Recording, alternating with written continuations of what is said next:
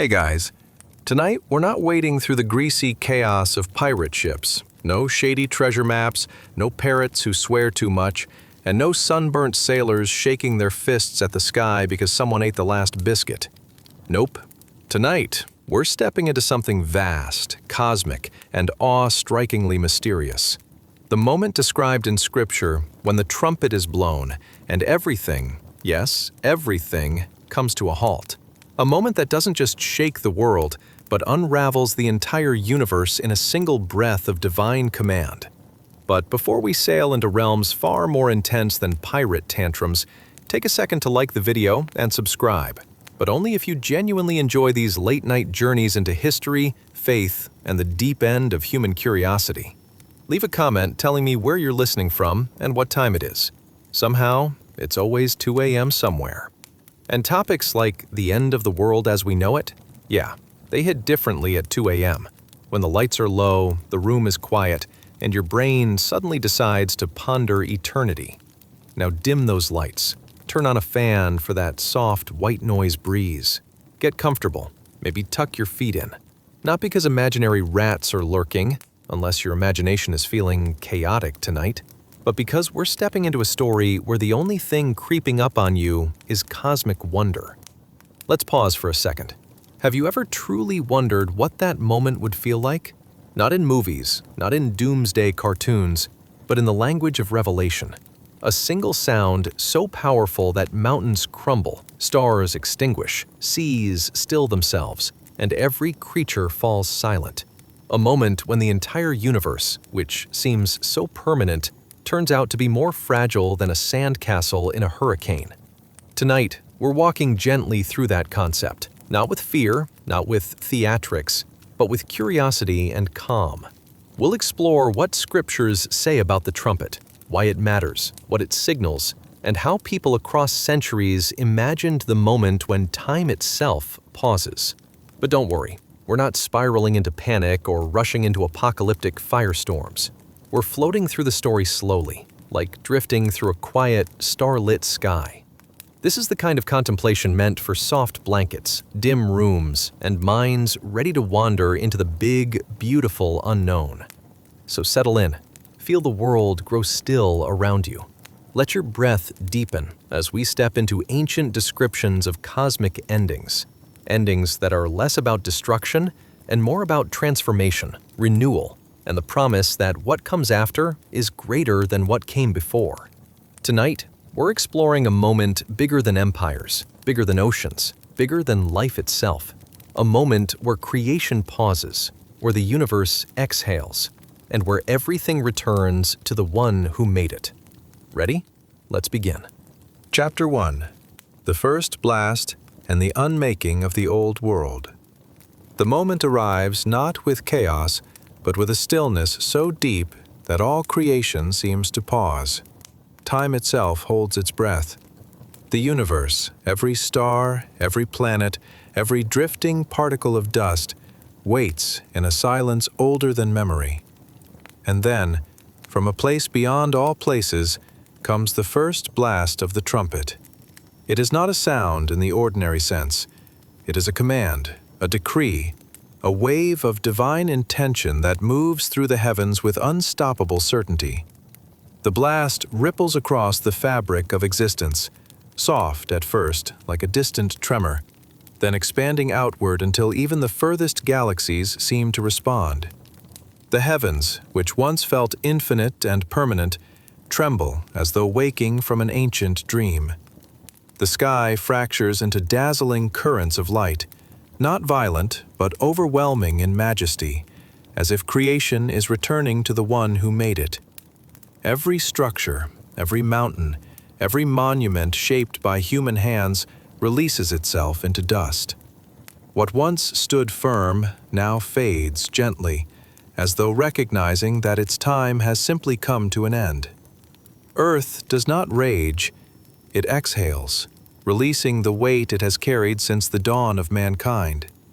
Cities dissolve into particles, drifting upward like motes suspended in a beam of celestial light. Seas grow still, winds rest. The world's noise quiets, leaving behind a silence so complete it feels like a vast cosmic ocean. The universe, once filled with motion and rhythm, enters a serene pause, an emptiness that is neither fearful nor chaotic, but part of a divine transition. The blast's echo moves outward across the universe. Stars dim not abruptly, but softly, like lanterns gently covered. Constellations lose their shape as though they are being drawn back into a deeper reality, a place without boundaries or distance.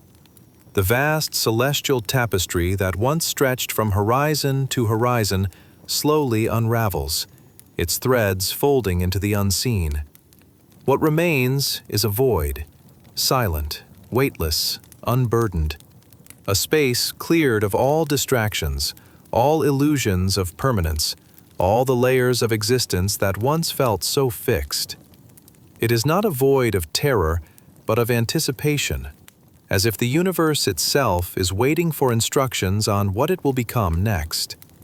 This quiet emptiness feels almost restful, like the darkness before dawn, or the deep breath before a new beginning. The first creation has completed its purpose. The old reality has been gently unmade, returned to its most essential form. Everything that once was, every tree, every ocean, every footprint, every star, has stepped aside to make room for what will come. In this suspended moment, the cosmos feels closer to its creator than ever before. The boundaries between physical and spiritual dissolve. Time loosens its grip. The laws that once governed galaxies step back, awaiting the next command. The universe remains poised in stillness, as if hovering at the threshold of something extraordinary.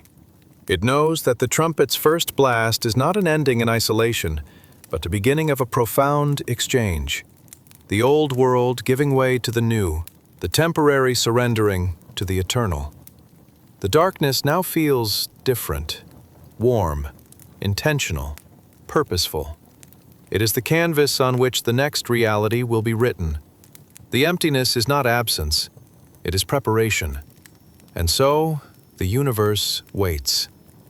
Quiet, humbled, and suspended in the awe of divine power. The old creation has stepped aside. The new creation has not yet arrived, but its promise fills the void like an unspoken prophecy. A transformation beyond imagination stands just beyond the horizon of existence. Chapter 2. The Eyes of the Oppressors. Salam alaikum, dear friends. Snuggle in closer, get your favorite blanket, and prepare for a story that is less cozy sunset and more like a dramatic cliffhanger with big stakes. Tonight, we delve into a moment filled with tension thicker than a bowl of tabbouleh left out too long, and as riveting as a cat trying to catch a laser pointer. Now, before we dive deep into the swirling waters of fate, have you ever considered what it feels like to be in a totally jammed elevator with a dozen strangers? Imagine that belated realization as you hit the wrong button. You're now the unfortunate leader of the awkward small talk brigade. So, do you often find yourself in this delightful position, you'd ask, while someone tries to discreetly adjust their perfume that is transformed into a tropical storm? What if, instead, this was a matter of life and death? What would it feel like to gaze into the eyes of someone utterly panicked, realizing the gravity of their situation as the world around them swiftly fades into oblivion? Picture the crowd, eyes wide, hearts racing faster than kids on a sugar high as they nervously await their inevitable fate. The rising tide of shame and dread seep into the air like a campfire gone out of control, leaving everyone questioning, did I really set that potato salad on fire last week during the family barbecue? Now, congratulations. You've just woken up in 628 CE. The world has shifted from bustling markets and hopeful promises to a terrifying scene drenched in foreboding silence. You see towering figures before you, of nobles and oppressors, their faces an orchestra of terror and regret, as if they've just figured out that they've been the punchline of a cosmic joke all along. The sun beats down mercilessly on them, and suddenly everything is eerily quiet. as if the universe has decided to hold its breath for a moment, wondering if these individuals will finally take accountability. You can almost feel their thoughts swirling in the air, each one grappling with their misdeeds like cats stuck in trees searching for the best way down. It's the moment where they realize the judgment they've long evaded is finally upon them. Like checking your bank account after a wild weekend, the dread is palpable. Eyes wide as saucers, they stand before a reality they can no longer escape. Their heads bow down, heavy with burdens they cannot deny. You might think this scenario could only exist in a dramatic television series, but alas, here they are, facing their ends, much like that one friend who keeps eating kale chips only to discover they're still not healthier. In this surreal landscape, listen as their collective moaning and whispers fill the air, creating a symphony of admission. "I didn't mean to hoard the dates from last year's harvest," one cries, while another mumbles, "I swear I thought wearing the same outfit as the prince would help my prospects." Pity mingles with laughter, a bitter yet strangely amusing reminder of the absurdity of their lives, their deeds, the things that once brought them power now transformed into chains around their necks. The path ahead for these once mighty figures is as unyielding as sandpaper, yet brimming with lessons, sort of like that hard lesson learned after an Uber driver decides to take the scenic route but forgot to turn on the GPS. One oppressor, finally raising his chin, cannot deny the pangs of remorse echoing in his heart. "When I grinned at the idea of conquest, I should have seen it as a house of cards instead." As you witness this enlightening tableau, you can almost hear the inner workings of their minds, as they wish they could rewind time to make different choices. The gazes of the innocent silently judge, piercing through the facade they've tried so hard to maintain. The crowd, a living, breathing conscience, bears witness, shaking their heads like disappointed parents, discovering their child tried to make toast and accidentally turned the kitchen into a smoky disaster zone. Their stares convey a unifying message. "We see you. We know what you did." And in this moment, you realize something profound. In the end, it is the truth, awkward and unvarnished, that stands eternal against the vast echo of their regrets. These oppressors, who once basked in wealth and praise, now face the reality that even the mightiest of thrones can crumble under the weight of one's own actions. It is a reminder that sometimes we all stand before mirrors, reflecting the choices we've made, some good, some bad, and others, like forgotten leftovers in the fridge, best left alone. As the gravity of their situation deepens, a strange calm washes over you, like hearing your favorite song on the radio after a rough day. Perhaps the universe has taken a moment to gather its breath, just as you might when contemplating whether to hit snooze or rise to face yet another round of exciting mundanity. So snuggle deeper into your blanket, for these tales reveal mystical truths hidden within the shadows of time.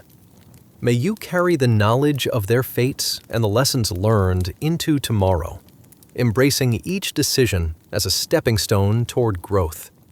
Until next time, sleep well, and dream of a world where even the oppressors greet their realizations with grace. Next up, stay tuned as we unveil the cosmic consequences of not heeding those eternal warnings. Your dreams await. Your dream. Chapter 3. The Unseen Force of Divine Wrath. Salam alaikum, dear listeners. Tonight, we venture into an area chillier than that one awkward pause at your last family gathering. The era when a powerful, unseen divine force seemed intent on unleashing pure, unimaginable wrath. Join me as we delve into a time that's far removed, quite literally, from our modern conveniences, where people were worshiping idols with the same fervor you might reserve for a dangerously addictive Netflix series. But before we begin, let me gently nudge you on a path of relaxation. Please, dim those lights, turn on that fan, the kind that blows just enough to make you feel like a royal emperor in the dead of summer, and, of course, get comfortably settled in. If you're finding yourself in need of extra pillows, don't worry. I won't judge. We all know that comfort is the first step to peace, much like finding that one pizza slice that didn't stick to the box. Have you ever thought about what kind of incense people in early Islam might have used to mask the smell of poorly washed laundry or the surprising amount of goat cheese? Or how about pondering what one might do if faced with a divine wrath that stopped you dead in your tracks, not unlike how your Wi-Fi might do when the last episode is hanging in the air? Did they hide behind their prayer rugs like we do at family parties when we realize we've forgotten Aunt Fatima's name? Intrigued? Well, stick around, because we're about to dive right into an unforgettable chapter of history. Congratulations! You've just woken up in 610 CE, the air filled with uncertainty and the scent of opportunities mixed with, well, sheep dung. Welcome to the turbulent times leading up to the great age of revelation. It's a period filled with believers, skeptics, and caution, much like navigating any group text where opinions fly faster than a speeding camel. So let's talk about that unknown divine force. Imagine standing in a bustling market in Mecca, not the modern-day equivalent with food trucks and artisanal coffee, but a dusty arena filled with merchants and their stalls. The clamor of bartering fills the air as a shroud of ignorance blankets the crowd, worshiping their idols with an intensity only rivaled by a soccer fan cheering for their team on finals day. In fact, it's almost laughable, these routines. People buying little trinkets to appease wooden figurines that could have easily starred in a B-movie horror flick. Yet there was an invisible thread tugging at the fabric of this society. Maybe they thought the louder they yelled for their idols, the more the heavens would hear their pleas, much like shouting at a microwave to hurry up with your dinner. But wait, what happens when that divine force decides it's had enough of the pretend friendships and idle chit-chat? Well, let me tell you, it mirrors waking up to an empty fridge after an all-nighter. Total shock, mixed with a dash of panic. As the trumpet of judgment echoes in the air, you could almost hear the sudden silence, followed only by hushed whispers of fear and confusion. It's hard not to picture the townspeople experiencing that moment of collective regret, much like realizing you forgot your wallet at home, just as the bill arrives. This divine force isn't just a mild, displeased entity either. It's a cosmic wake-up call, bringing forth a level of wrath that resembles that moment a toddler realizes you've eaten their last cookie. The air turns tense, filled with an energy so charged you could practically fry an egg on the ground without the sun. The power of this unseen wrath stretched beyond comprehension, a reminder that perhaps ignoring the immeasurable sovereignty of the Creator leads to perilous consequences. And let's pause for a moment, because imagine being there, sweating in the midday sun, surrounded by your neighbors who suddenly start questioning their life choices, like we do on Sunday nights when we think about the work week ahead. Guilt and fear spiraled through the streets. What if we've upset the divine? They'd whisper to one another, a thought echoing like your phone alarm going off incessantly while you wish it would just snooze for 5 more minutes. As the divine awareness started unfolding around them, a realization dawned upon even the staunchest idol worshippers. True reality lies beyond these carvings and stones. Perhaps the universe had a larger game plan that didn't include arguing over who had the best falafel stand, or who owed whom 5 sheep for trading 1 goat. This perceived wrath was a kick in the side, urging immediate action and change. From idol worship paraphernalia, the understanding began shifting toward a yearning for true connection with their Creator.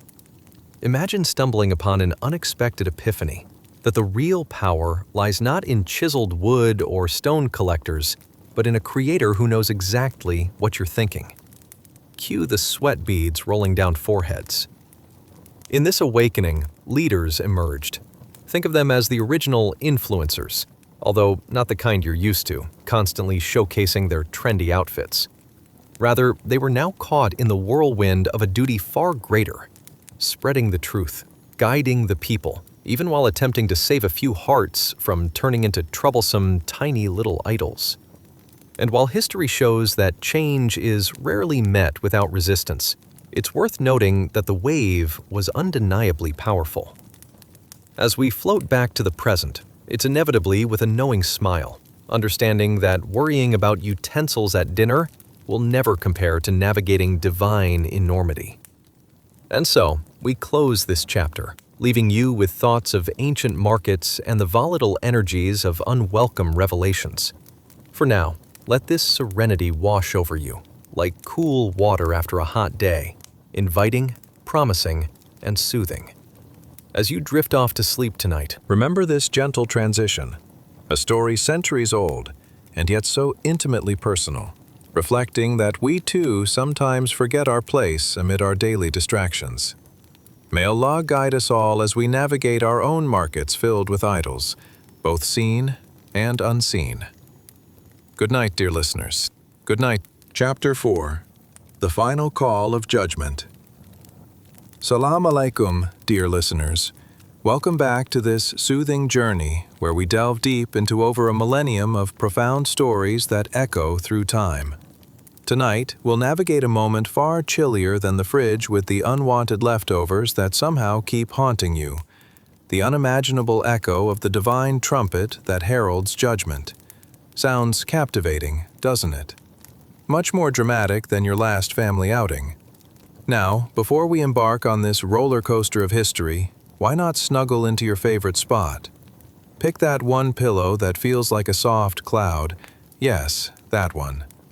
Turn off the overhead lights and maybe crack a window for that refreshing breeze. You deserve this mini vacation from reality. Ever contemplated what the wild hairstyles of the early 7th century looked like? Were they as elaborate as today's TikTok trends? And what about the food? Imagine trying the ancient equivalent of fast food, like biting into a date stuffed with nuts, while also doing your best not to drop it in your neighbor's goat stew. Who knew dining could come with such peril? As your mind wanders through these questions, picture this. You've just woken up in 6:30 CE, the intense air thick with the scent of impending change, mingled with a bit of much too strong incense, and perhaps that odd whiff of an unbathed camel. Congratulations! You've joined the thrumming heart of a society on the brink of a monumental shift in spiritual awareness and existence, where curiosity and fear tiptoed side by side, much like your cat when it sees a cucumber, unsure whether to pounce or flee. But even as the marketplace bustled with voices, a peculiar stillness probes the air. Suddenly, amidst the squawking of vendors selling dubious foodstuffs and trinkets, a voice cuts through like a desert knife through bread. It's not your average market cry, my dear friends. No, this one echoes with a divine weight that sends shivers down spines and assures you that tomorrow's woes are, well, quite unimportant in the cosmic scheme of things. Now, let's talk about this voice. Let's call it the commanding voice. It reverberates through the stillness of an unexpected hush, filling the hearts of onlookers with panic, like that moment you realize your favorite series has been secretly canceled. It's calling for you, it booms, resonating off the jagged cliffs of nearby mountains. Don't think you can hide behind that colorful prayer rug, for the reckoning is at hand. Imagine standing there, mildly bewildered, caught between feeling like a celebrity being called for their big scene and the dread of being found out for not doing your homework. You glance to your left. Hassan's face is ghostly white. To your right, Fatima seems caught in a mild existential crisis, perhaps pondering whether she left her camels untethered. The horror. This voice doesn't just whisper names, it declares each person's lineage, in a fashion that would put even the most dedicated family tree enthusiast to shame. You are the son, daughter of... Boom! The cosmic scoreboard lit up. This is the ultimate moment of truth, inviting every soul caught in the web of their worldly distractions to stand attentive. Picture yourself, clad in your lightest garments, heart racing not from an exhilarating workout, but from a literal divine showdown. It's the kind of anxiety one feels when you accidentally scroll through embarrassing photos while trying to swipe to your selfies. As the commanding voice booms louder, it's not merely singing an aria of doom. It's a call to recognition, a gentle nudge, perhaps a slight shove, awakening the deep-seated belief that indeed there is more beyond the earthly life. It's the universe saying, "Hey, you've been doing pretty well. Now here's the logbook of your deeds." It's as if all those petty arguments over goat milk prices are now gathering dust in favor of much more pressing matters. The world as they knew it begins collapsing within that moment, a blend of tension and a side of panicked realization. What would everyone do? Would they frantically search for their sandals like you would during a fire drill? Or would they embrace the moment with astonishing clarity, finally understanding that the real prize was living in the light of sincerity and truth? As fear surrounds the marketplace like a gentle mist, some may grasp that, while the past holds shadows, there's an undeniable shift toward hope and redemption. It's like the moment you find a long-lost snack in the back of your pantry. There's that tinge of surprise, followed by utter gratitude that it's all still edible. Even as the doom-laden air hangs thick, would not a flicker of hope dance within? So picture this divine drama unfolding. And as it does, people stand there, frozen, faces pale. Not unlike when one realizes there's no Wi-Fi after standing in line for your morning coffee. And while the landscape may appear barren, it's permeated with a strange vitality, the kind that reminds you that existence has a cycle much larger than right here and right now, as each soul prepares to respond to that captivating voice. As we draw this chapter to a close, allow that imagery to settle in as you rest your head. Perhaps it will invoke questions that could wreath your dreams tonight. How do we truly use our time? What echoes back when this life is but a mere blink? Seal that gentle thought as you drift off, and rest easy, knowing that the eternal dance of life continues, tracing its lines through shadows and lights alike. Good night, dear listeners. May the echoes of that divine trumpet ring sweetly in your dreams. Chapter 5. The Great Unraveling.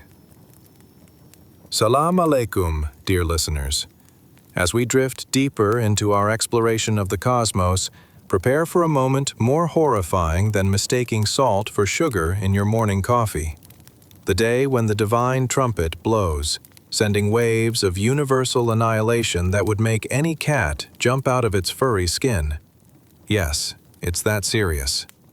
Tonight, we'll embark on a metaphysical journey where mountains dissolve, oceans boil, and even celestial bodies think, well, time to clock out.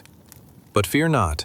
Amidst all this chaos, there remain the serene souls nestled safely within paradise, watching the grand finale of creation unfold with all the poise of a favorite couch and a bowl of popcorn. Isn't that an odd picture? Picture it. You, lounging in heavenly bliss while gaping at extraordinary cosmic effects, becoming the ultimate spectator of a universe unfurling dramatically like a soap opera on steroids. But before we venture into this cosmic drama, why not get comfy? Slide under that fluffy blanket, turn down the lights, and let the ambience roll in like a gentle tide washing over you. If you really want to immerse yourself in the scene, dim the lights just enough to maintain a cozy ambiance. Feel free to imagine that perhaps the comforting glow is from heaven itself, shushing you softly to sleep. Now, let's indulge in some lighthearted imagery. Have you ever wondered what the last-minute preparations must have looked like? Were the angels wrangling their celestial clipboards, making sure all their ducks were in a row? Did everyone pack their bags for the big trip? Or did they just sort of glide around nonchalantly, chatting about how they might get some 2-for-1 heavenly coffee on this momentous occasion? Have you ever considered what the final moments might smell like? Was it like burnt toast or some heavenly fragrance wafting through the air, akin to your grandmother's secret cookie recipe wafting through her kitchen? Congratulations, dear friends. You've just woken up in the year 632 CE. The air is thick, not with smog or humidity, but with divine tension, like waiting for your significant other to reveal what they've gifted you for your birthday. Exciting, yet daunting. The streets are bustling, but an unusual stillness underlies every transaction. Imagine the casual chatter of the merchants muted by an eerie anticipation. In this peculiar moment, you hear it, the commanding voice. Not the voice of your neighbor bickering over the prices of apples, oh no. This voice cuts through the air with a weight that even the most burdensome load of laundry could not rival. It reverberates, booming through the spaces between the streets and the marketplaces. Everything will perish in this moment. You might think to yourself, well, this is just dramatic. As the mountain ranges tremble and the oceans begin their bubbling potluck, you glance around. Has anyone brought dessert? Or are we just left to figure this out in catastrophic silence? Faces nearby morph into expressions that mirror pure national panic. Like everyone simultaneously realizing that all phones are out of battery during an emergency. There's Hassan on your left, looking like he just stumbled upon a live performance of catastrophic proportions.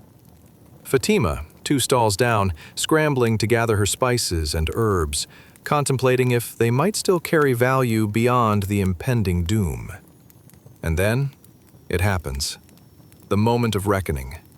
The trumpet blows, echoing through realms unseen, rings louder than the buzz of 100 oil lamps, rousing souls like you from the slumber of worldly distractions. Imagine feeling every fiber of your being awakening. It's as if cosmic fingers flicked a switch, casting away all doubts amidst chaos. You suddenly realize your life choices are playing on a cosmic level, with consequences attached. As your friend giggles nervously, reflecting on how they ate the last piece of baklava earlier. You position yourself at the epicenter of existence, each soul re-examining their lives, like a hamster frantically running in a spinning wheel with searchlights aflame, questioning, did I read enough self-help books? Should I have watched more motivational YouTube videos? Let's immerse ourselves in this visual cacophony.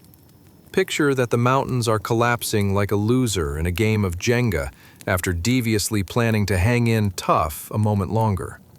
Oceans project sprites of steam. Oh, what a sight. Suddenly, a vast emptiness rushes in like the void of your fridge at midnight. And as the unraveling occurs, a flick gaze reveals the serene beings nestled in paradise, blissfully untouched by the self-destruct button that the universe appears to have slammed. They sit witness, with celestial popcorn in hand, displaying the gracefulness of people awaiting their entertainment while the final act plays on. So, let this chapter sink in as you close those tired eyelids, letting the images drift into your dreams. Wonder about the life you lead, the choices you make, and the real essence of existence in the vast, cosmic play we partake in. Good night, dear listeners.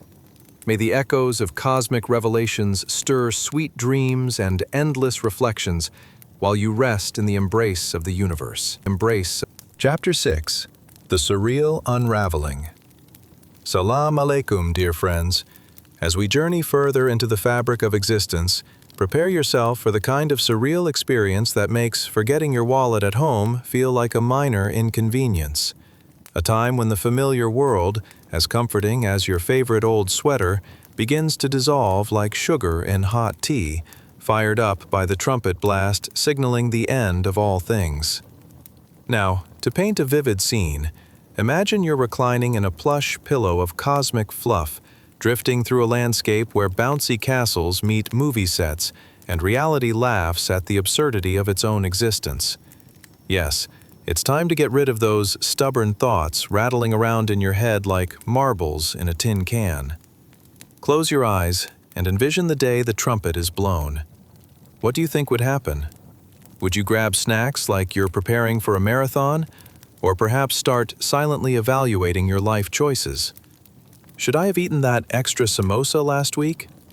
It's funny, but these little mundane decisions almost seem pivotal against the backdrop of eternity, don't they? Now, let's dive into the chaos. The kind of chaos that would make a toddler's room look orderly. Picture the mountains crumbling, dust swirling in the air like ballerinas at a cosmic dance-off. And in the background, fathom the oceans boiling, like your mother's stew that kept simmering 1 minute past serving time. Disastrous. And there you are, plummeting into an alien world. Congratulations, dear friends. You've awakened in a time that feels a tad different. 610 to 632 CE, the early Islamic period, the age of revelation. The air isn't fresh. It's charged with expectancy like a cat anticipating a treat, heavy with divine tension and anticipation. As you step outside, do be careful because the ground beneath your feet might just shift like the skip in your favorite record. You'll find the familiar hints of a market bustling, but there's an eerie stillness, like when someone at a party suddenly realizes it was their turn to break the ice. Merchants exchange glances, wondering if everyone else feels this tingling sensation in the air. You can almost hear them murmuring, "What's going on? Did we miss the memo?" And in the midst of this peculiar moment, you hear it, the commanding voice. No, not that of your neighbor bickering over the pricing of oranges. This voice resonates and fills the air like the grandest announcement in history. Everything will perish in this moment. You can't help but think, is this just Drama 101?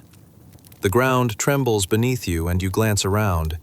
Suddenly, you spot Yusuf, a merchant with a cart overflowing with ripe pomegranates, sporting a face that mirrors the shock of someone discovering their favorite camel has forgotten its tricks. What would you do? Would you guiltily reflect on that time you might have overindulged in sweets last Eid? Or would you start a conversation like, "So, any thoughts on this impending doom?" With the second of realization comes the moment of reckoning, a moment that would send anyone scrambling faster than a chicken during a thunderstorm. The trumpet blows, an echo ricocheting off the heavens, louder than 100 singing street cats wailing the same tune as they chase after a stray tabby. Suddenly, a flood of awareness envelops you. Its cosmic scales weigh your deeds, highlighted like the last donut at a gathering, equally tempting, yet forbidden. The mountains collapse like a poorly constructed pyramid in a game of Jenga, while the oceans produce waves of steam mixing with the dust of desperation in a spectacular display. Oh, what a sight indeed. And as the unraveling happens around you, a flickering glance reveals the serene souls nestled safely in paradise. They're popcorn munchers of a cosmic sitcom, watching the spectacle unfold with the composure of seasoned critics, ready to call it out for what it is, a magnificent production. And now, dear listeners, it's time to let these vivid images and much-needed reflections seep into your dreams like a warm cup of cocoa on a peaceful night. Embrace the fantastical imagery that you've witnessed, a theater of the cosmos, while snuggled in your dwellings of slumber. Let the essence of this chapter waft through your spirit like incense, guiding you, whispering about the choices you make in your day-to-day life. As you drift towards the realm of dreams, remember this unraveling and the light-hearted pondering it brings about. Good night, dear friends. May the waves of divine revelations lull you into sweet slumber, carrying the cosmic whispers of existence along with you. Chapter 7. The Brick-by-Brick Dilemma. Salam alaikum, dear friends. Tonight we take a whimsical journey spanning the years 610 to 632 CE, when things were decidedly less cushy than your favorite mattress. Imagine, if you will, wandering through a quaint little desert town in Arabia, where the air is as thick as your cousin Ahmed's uncle's famous stew. Settle in and dim those lights. Maybe get a fan going because things are about to heat up in more ways than one. Picture the sun setting in hues of orange and pink, casting soft shadows over the great Kaaba, the grand sanctuary that has stood through ages, watched by believers as steadfast as your morning coffee. But tonight, something feels off, as if the universe decided to initiate a very awkward cosmic dance party, and you weren't informed. What would you do if you stumbled upon a brooding figure named Abraha from Abyssinia, with his eyes set on dismantling this sacred edifice brick by brick? Would you consider this man's actions a comedy of errors or a tragedy? Would you think, what an interesting way to solve midlife crises? Or could you humorously lament, why fix what isn't broken? I mean, hasn't he heard of renovations?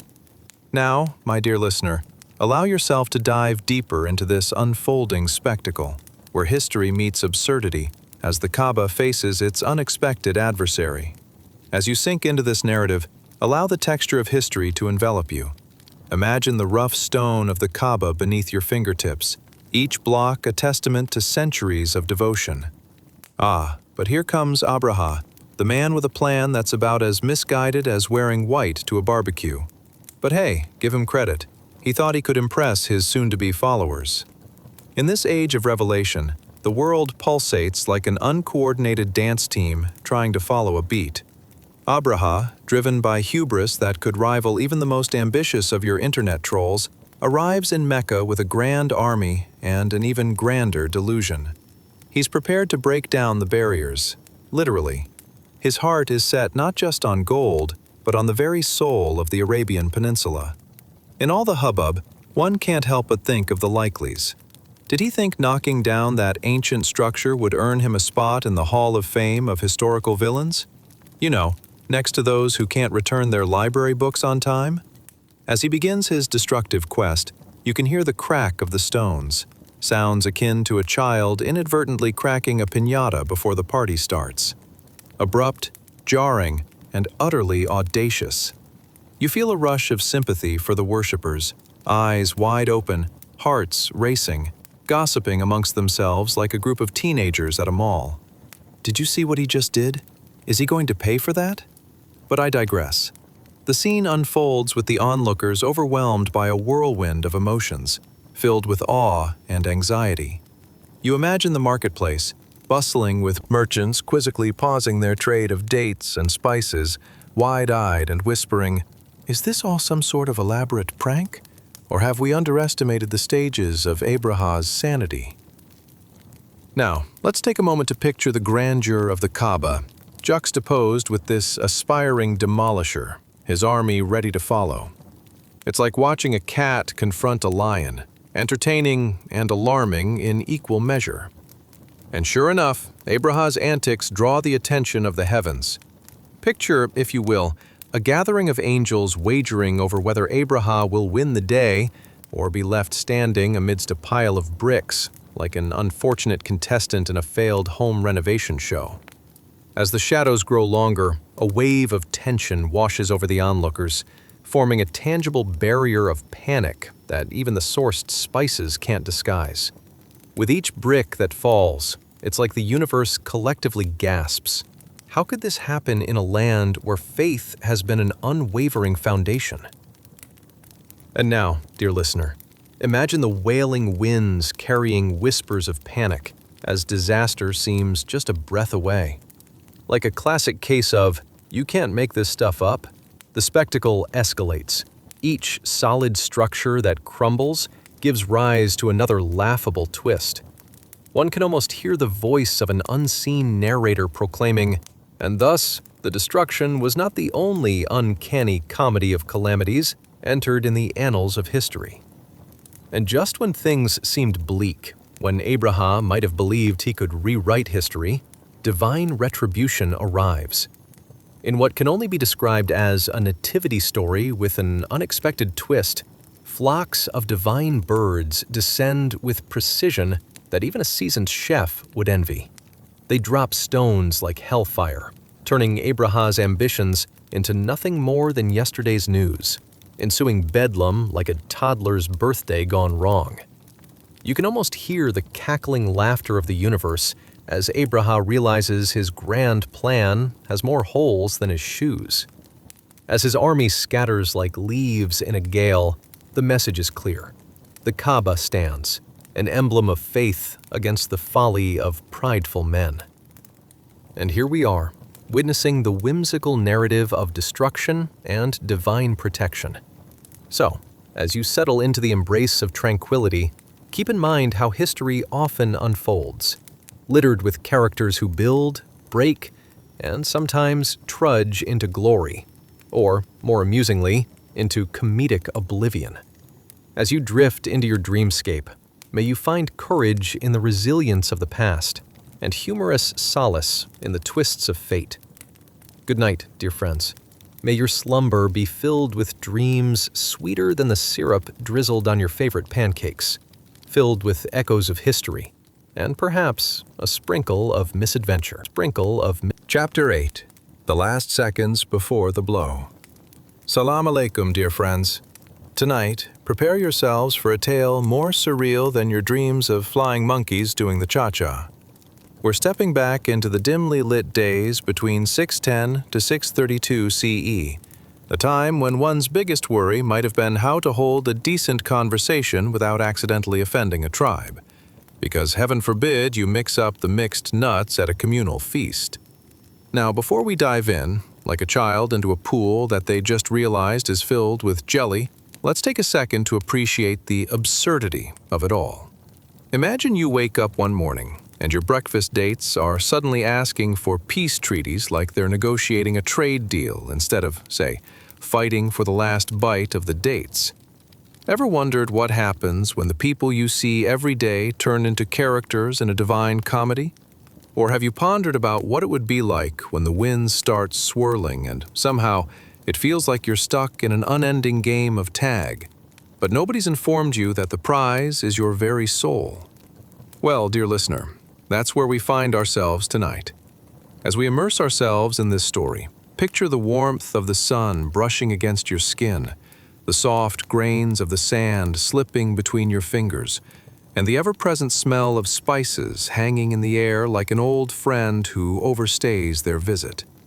Welcome to a land where one wrong move can have consequences as awkward as wearing socks with sandals during a family reunion. Now, allow yourself to sink deeper into this narrative and wade into the events that led to a mighty trumpet blast, the kind you hear only in your dreams, or perhaps at your cousin Hashem's wedding when the DJ goes rogue. Let's talk about the moment when that trumpet is blown, signaling an end we all know is inevitable, the day when everything goes poof, like your plans for a calm Friday night retreat into a binge-watching marathon. Picture this. An unseen wind starts to gather strength, gentle yet firm, like your auntie's enthusiastic attempts to push you into marriage whenever she sees a suitable candidate. This breeze is dire and sepulchral, sweeping across the canvas of the earth. You can almost hear the silken whispers as it moves from one sacred heart to another, slowly extinguishing the souls of every monotheist, like a candle being snuffed out right before the birthday party starts. An eerie calm descends as those blessed with faith drift into the eternal sleep, leaving only disbelievers and the wicked to witness, bewildered as they sip their lukewarm tea, unsure of how their lives have taken such a strange turn. That's right, time's running out, and the cafe of existence serves its last orders.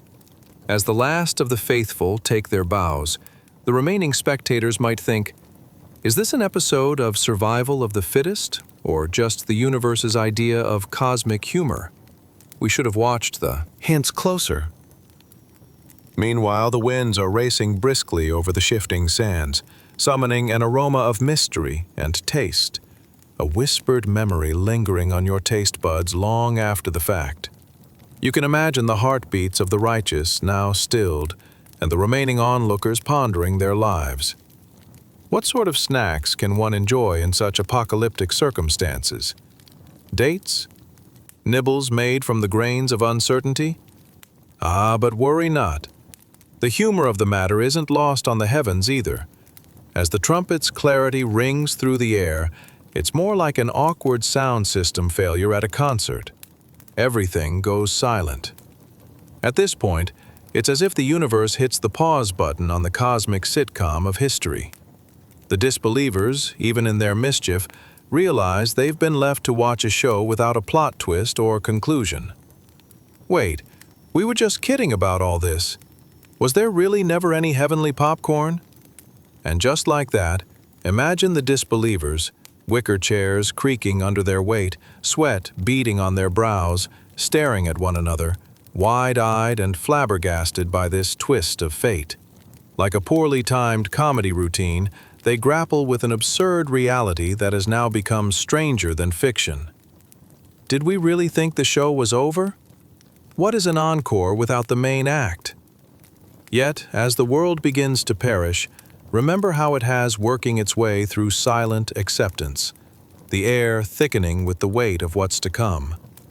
The laughter of the world might fade, but a bizarre sense of revelation filters through the chaos, like an unexpected punchline that leaves everyone gasping.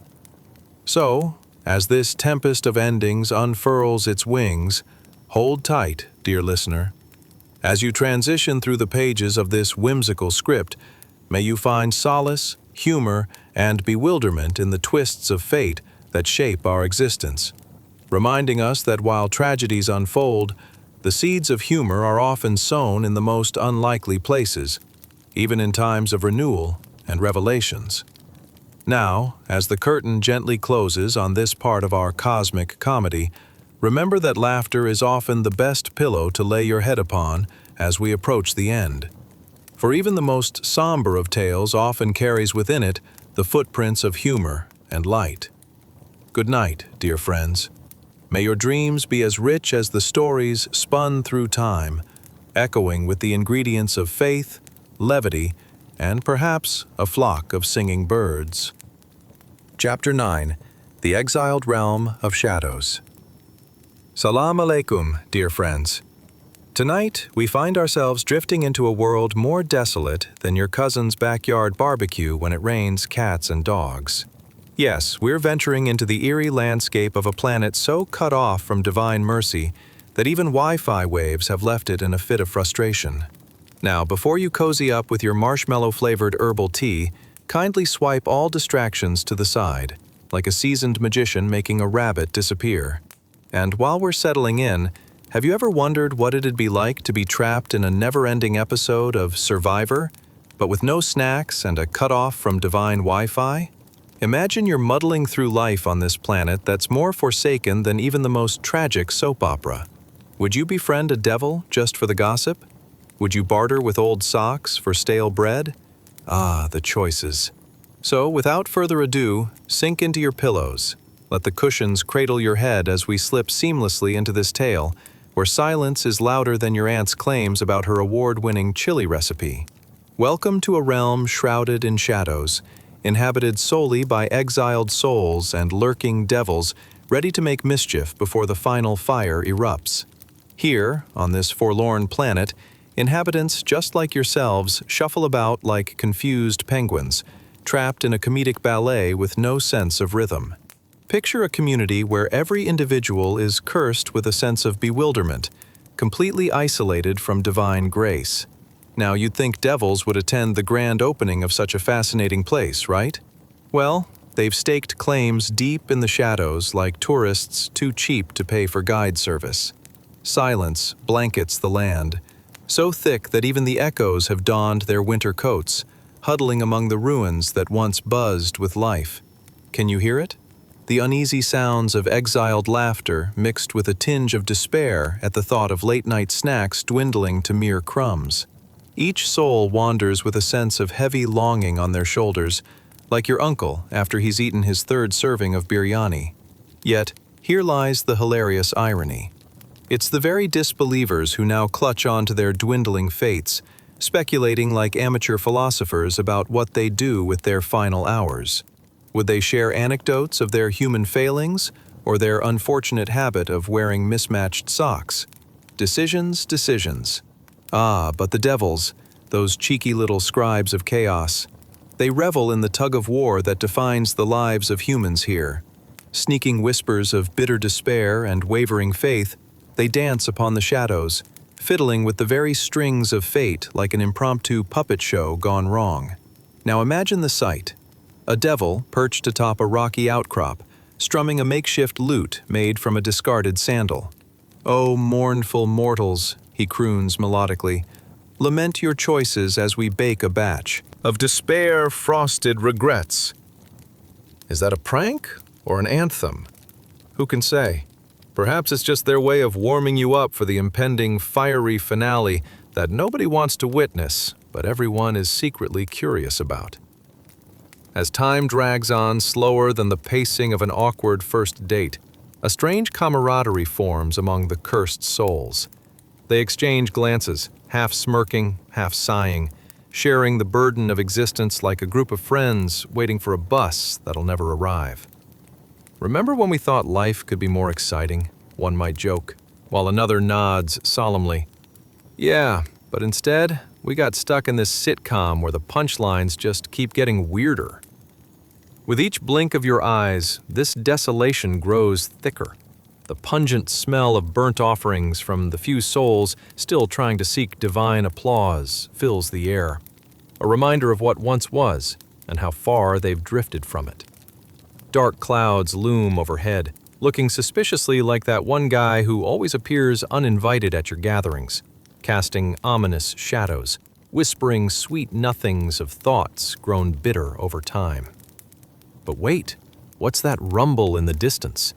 A swirling wind, like a divine poke to remind everyone the end is nigh. It sweeps across the land like a mischievous toddler, flipping everything upside down just for giggles. This is no ordinary breeze. It carries with it the final promise of change. That trumpet blast, heralding not just an end, but a divine restart, when the earth shall shake and the faithful shall rise again.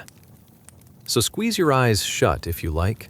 Draw the curtains on this wretched tableau as we near the focal point of existence, a flickering flame revealing soon to be a fiery climax. Just as the fate of this desolate realm hangs in the balance, so does your sleepy head resting softly on that cottony fortress of yours. With a chuckle and just a flicker of hope lodged amid despair, rest easy, dear friend. Recall that even in the bleakest of times, absurdity finds a way to crack a smile, coaxing the heart to believe that it's just one cosmic prank away from redemption. The grand finale shall unfold, with humor woven into the fabric of revelation, reminding us all that laughter might just be the light we need to navigate the shadows. Good night, sweet wanderer. As you drift off, let the absurdity of it all guide you into dreams richer than forbidden sweets, filled with bright glimpses beneath those dark clouds, whispering tales yet untold, yet. Chapter 10. The Blaze of Judgment. Salam alaikum, dear friends. Picture this. A sky as blue as your uncle's favorite "I told you so" sweater, suddenly darkening like a bad mood on a Monday morning. Yes, tonight we're diving into a scene more dramatic than your favorite soap opera, starring, hold on to your pillows, the impending trumpet blast that promises to turn the entire universe upside down. And believe me, if you've ever tried to find a lost sock in the laundry, you know exactly how chaotic that can be. Now, before we embark on this timeless journey filled with raging fires and uncertain fates, let's cozy up a bit. Grab your hot cocoa, dim the lights, and let the world's worries scatter like confetti at a wedding. And while you're settling in, I'd love for you to ponder a few thoughts. Have you ever felt like you were racing against time, like a chicken with its head cut off? Or perhaps you've experienced that awkward moment when you realize you're the only one who didn't catch the punchline at the office party. Isn't it delightful how we all sometimes feel a little off in this grand play called life? Congratulations! You've just woken up in a time that's a perfect blend of excitement and dread. The year is 632 CE, a period of great upheaval and celestial wonders. Everything around you feels electrified, as if nature itself is holding its breath, anticipating something monumental. Around the horizon looms a massive, raging fire, a sight so extraordinary it makes your neighbor's barbecue mishaps look like mere warm-ups.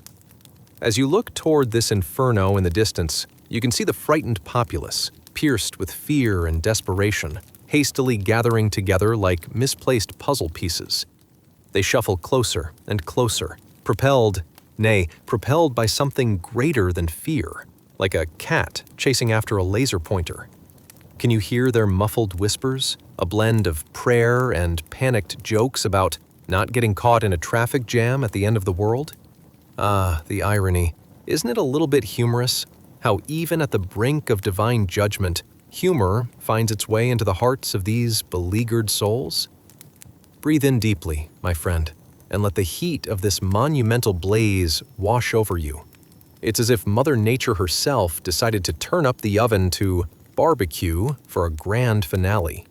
The scent of burnt offerings tickles your nostrils, mingling with a hint of fear, a cosmic cocktail of confusion, excitement, and perhaps a dash of regret. The flames dance wildly, provoking visions of what might have been. Roasting marshmallows, or perhaps that unforgettable slice of cake from Aunt Fatima's last gathering. And what about the quirky band of characters accompanying you? Each one a reflection of your own inner quirks, wrapped in layers of fabric and fear. There's Abdul, clutching his misfit prayer rug like it's the last donut in the box, desperate to make sure his prayers are counted even amidst chaos. Next to him is Yasmin, nervously flipping through her smartphone, wishing she had a viral TikTok video documenting the cosmic calamity, while secretly regretting her eternal quest for Wi-Fi. What exactly are they planning? Do they gather to protest the unfairness of fate? Perhaps they need to pen an open letter to whoever's in charge of the universe. Dear Almighty, a little heads up next time, please? Oh, how they bicker and fuss, crafting scenarios in their mixed-up heads, where they dramatically role-play the lead roles in the tale of doom, while still trying to maintain their sense of humor. It almost makes their plight feel like a comedic sitcom, where the stakes are high, but so is the laughter. Let's step back for a moment. Imagine the hubbub. The flames lick the sky, casting eerie shadows on their faces, blurring the line between what is real and what is fiction. "Did you even see that fireball?" one could exclaim, staring wide-eyed, while another rolls their eyes, replying, "Yeah, but my mother-in-law's last visit was hotter." There's something about gallows humor that taints even the direst situations with a sprinkle of irony, the cosmic joke well within reach. But wait. Amidst the fervor, the celestial trumpet pierces through the chatter, echoing like that one alarm clock that never fails to pulse with urgency at 6 a.m. It's a call that rattles the very marrow of existence, reverberating in a way that says, "Time's up, gather around." Realizing you're caught in this whirlwind, feel the anticipation bubble up. It's the moment where everything changes, a turning point louder than your neighbor's late-night karaoke sessions. This is it. The heart of existence unfolds as flames rise and souls unite under the watchful gaze of divine reckoning. So, dear dreamer, as you find yourself nestled in your sheets, feel that cosmic connection. A reminder that even on the brink of doom, laughter and camaraderie ignite the spirit. The flames may be fierce, and the thunderous trumpet blaring, but what brings the chill of fear is often countered by the warmth of absurdity. Embrace the strange silliness within the gravitas. After all, in this tale of grand judgment perched on the edges of reality, it is laughter that cushions our fall. Remember, dear friend, cosmic humor and divine mercy are often just a heartbeat away. Snuggle deep, let the stars twinkle softly above, and drift into dreams painted with tales of the bizarre and the beautiful.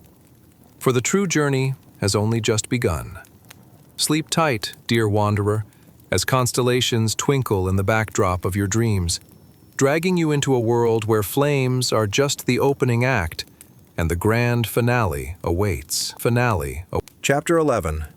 The Echo of the Last Breath. Salam alaikum, dear friends. Tonight we find ourselves on a journey more surreal than your Aunt Layla attempting to explain TikTok dances. An exploration of a moment that resonates with the whispers of eternity, the ultimate event of mortality. Picture this, a cosmic stage set for the grand finale, where even time itself holds its breath in anticipation. Before we dive into this incredible narrative, may I gently remind you to like this video, subscribe to our channel, and maybe even leave a comment if this story tickles your fancy. But of course, only if you actually enjoy it. So, let's cozy up, shall we? Grab a soft blanket, turn off your phone, and let the world fade away, just like your memory of that embarrassing incident at last year's family reunion. Take a moment to ponder some questions with me. What if death were as absurd as trying to wear socks with flip-flops? Or how would you react if the great angel of death knocked on your door and asked you why you hadn't cleaned your kitchen? Let's cherish these whims, because we're about to step into an important chapter of history, one that dramatically rewrites the script of existence itself. Congratulations! You've just awakened in the year 632 CE.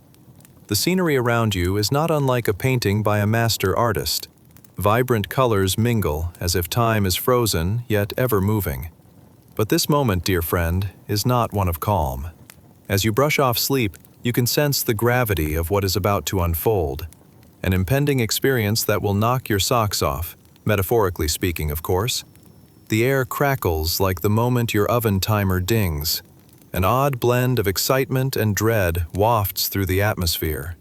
The bustling Medina looks like any other day, yet a cosmic tension fills the streets, like waiting for Wi-Fi to load when all you want is a cat video.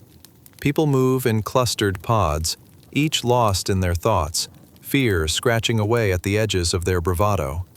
Perhaps they scurry to resolve their long-kept grievances, like when you finally confront that relative who's always suggesting how you should live your life. As you glance beyond the stone walls enclosing this bustling community, the sun begins to dip below the horizon, setting the sky ablaze with hues of orange and crimson, almost theatrical in an odd way. At that moment, a trumpet echo reverberates through the expanse, sharp and clear like your neighbor's lawnmower going off at the crack of dawn. It's the moment you realize things are about to change. Now, we find ourselves at the pivotal instant when all existence teeters on the very edge of oblivion. Picture, if you will, the majestic angel of death, unfathomably powerful yet oddly relatable, standing tall, perhaps looking just a tad exasperated as the weight of his solemn role hangs heavy upon him. It's like he's just been handed a task that nobody could ever prepare for. Why me, he might wonder, as he surveys the human race like a bewildered waiter taking a particularly chaotic dinner order. Every being, every soul, from the mightiest ruler to the most humble of peasants, gathers for this most grand event. Can you imagine the atmosphere? It must resemble an overcrowded bus where every passenger suddenly remembers they forgot their wallet. Whether one is draped in silk or rags, a common thread, universal and binding, unites them at this critical crossroad. The angel of death reads the air like a tense, comedic script, assessing the moment with an eye for timing that would make a stand-up comedian proud. With a trumpet that resonates through both the heavenly realms and the earthly masses, he announces what might be the most awkward drop-the-mic moment of all time. As the sound waves crystallize into reality, something extraordinary begins to unfold. All around you, people fall silent. A hush approaches, like that moment when a mom tells her kids to clean up before guests arrive, and they suddenly forget how to operate their limbs. And then, one by one, beings, entities, everything begins to diminish. It's as if they've lost their connection to Wi-Fi and are buffering into oblivion, leaving only the eternal, everlasting Creator fluttering in the void like a lost sock behind the dryer. Imagine the scene. A vast emptiness stretches infinitely into the cosmos. No distractions, no confusion. This moment, dear friend, is profound because it represents a pause, a collective exhale, a realization that nothing remains but the Creator. Amidst all this grandeur, the dark humor of it all begins to unfold.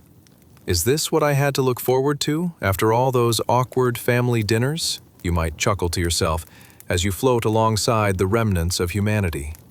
In this void, you're enveloped by a sense of stillness, peace, nothing pressing on your mind. Even the angel of death seems to share a moment of bemusement, gazing upon the aftermath of his trumpet's call. There's something slightly amusing in the absurdity of it all, the quest for power, riches, and ego rendered utterly meaningless in the light of eternity. And as the vastness of void stretches before you, a sense of lightness releases a gentle smile upon your lips. Just as the fires of judgment ignite divine justice, amid the flickering flames of fate lies humor, irony, and yes, a touch of relief. With the great cosmic script on pause, you realize that existence is not merely fraught with obligations and mundane worries. As you drift deeper into this contemplative place, may this story bring comfort, laughter, and thought.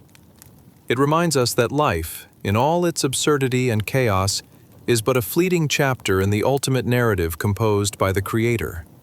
The pen may be divine, but oh, how curious the tale may twist. So, as you snuggle deeper into your sheets, let those simple thoughts take root. Dive into this reflection, for while the universe pauses, your heart begins to resonate once more with the echoes of laughter, life, and the beautifully absurd tapestry of existence. Sleep gently now, dear wanderer, as the pages of this magnificent story continue to unfold. The chapters of fate await, and the next great divine tale is just beginning. Chapter 12. The Cosmic Call of Accountability. Salam alaikum, dear friends. Tonight we're diving into a moment in history so astounding it could make even your pet goldfish sit up and take notice. A celestial call that echoes across the fabric of time and space. Imagine for a moment that your alarm clock has transformed into a divine trumpet, one that sends its vibrating waves through dimensions and demands an assembly of the haughty, the tyrants, and the oh-so-arrogant ones who once twisted the gears of power. Just imagine, those kings and queens decked out in extravagant silks and oversized crowns, suddenly having to face their nemesis, not a rival in battle, but the very creator they dismissed in their quests for earthly dominance. It's almost comical. Expecting to see them scrambling like confused cats in a room full of rocking chairs. But before we plunge headfirst into this divine revelation, I kindly invite you to like this video, subscribe, and perhaps even drop a comment if this whimsical journey resonates with your spirit. But only if you actually enjoy it, of course. So, let's settle in, shall we? Dim those lights and cozy up with your favorite blanket. Close your eyes for a quick moment and conjure some amusing images. What would happen if an ancient king were transported into today's world? Would he be horrified by our casual lounging in sweatpants while video meetings unfold? Or would he marvel at your coffee, your chariot of productivity? And isn't it funny to think of them trying to send a tweet? Alas, the divine metaphor in all this is as spectacular as the sights that swept across the cosmos that fateful day. Congratulations! You've just woken up in an exhilarating yet slightly nerve-wracking 632 CE, the year when the cosmic drama unfolds, thick with tension and a hint of cosmic humor. Picture the bustling Medina around you. The air is filled with scents so tantalizing, you might just mistake the lamb's roast for inspiration from the heavens above. Laughter echoes amidst the tile rooftops as vendors shout about their wares, and yet, an unmistakable chill rustles through the alleys, like the prelude to a record scratch at an awkward social gathering. As the sun begins to dip and set the sky ablaze with fiery oranges and purples, there's a moment when everything feels suspended. You notice a gathering taking place, and everyone seems to have dropped whatever trivial squabble they were engaged in. Chatting about last week's market prices suddenly fades into nothingness. Now they stand there, hearts racing and eyes wide, much like your uncle when he gets caught swiping left at a family wedding. Let's talk about the figure presiding over this cosmic maneuvering, the Almighty. Imagine him calling out, resonating through existence, his voice echoing across realms deeper than any rabbit hole you've ever clicked on at 2 a.m. Bring forth the proud, the unjust, and the arrogant.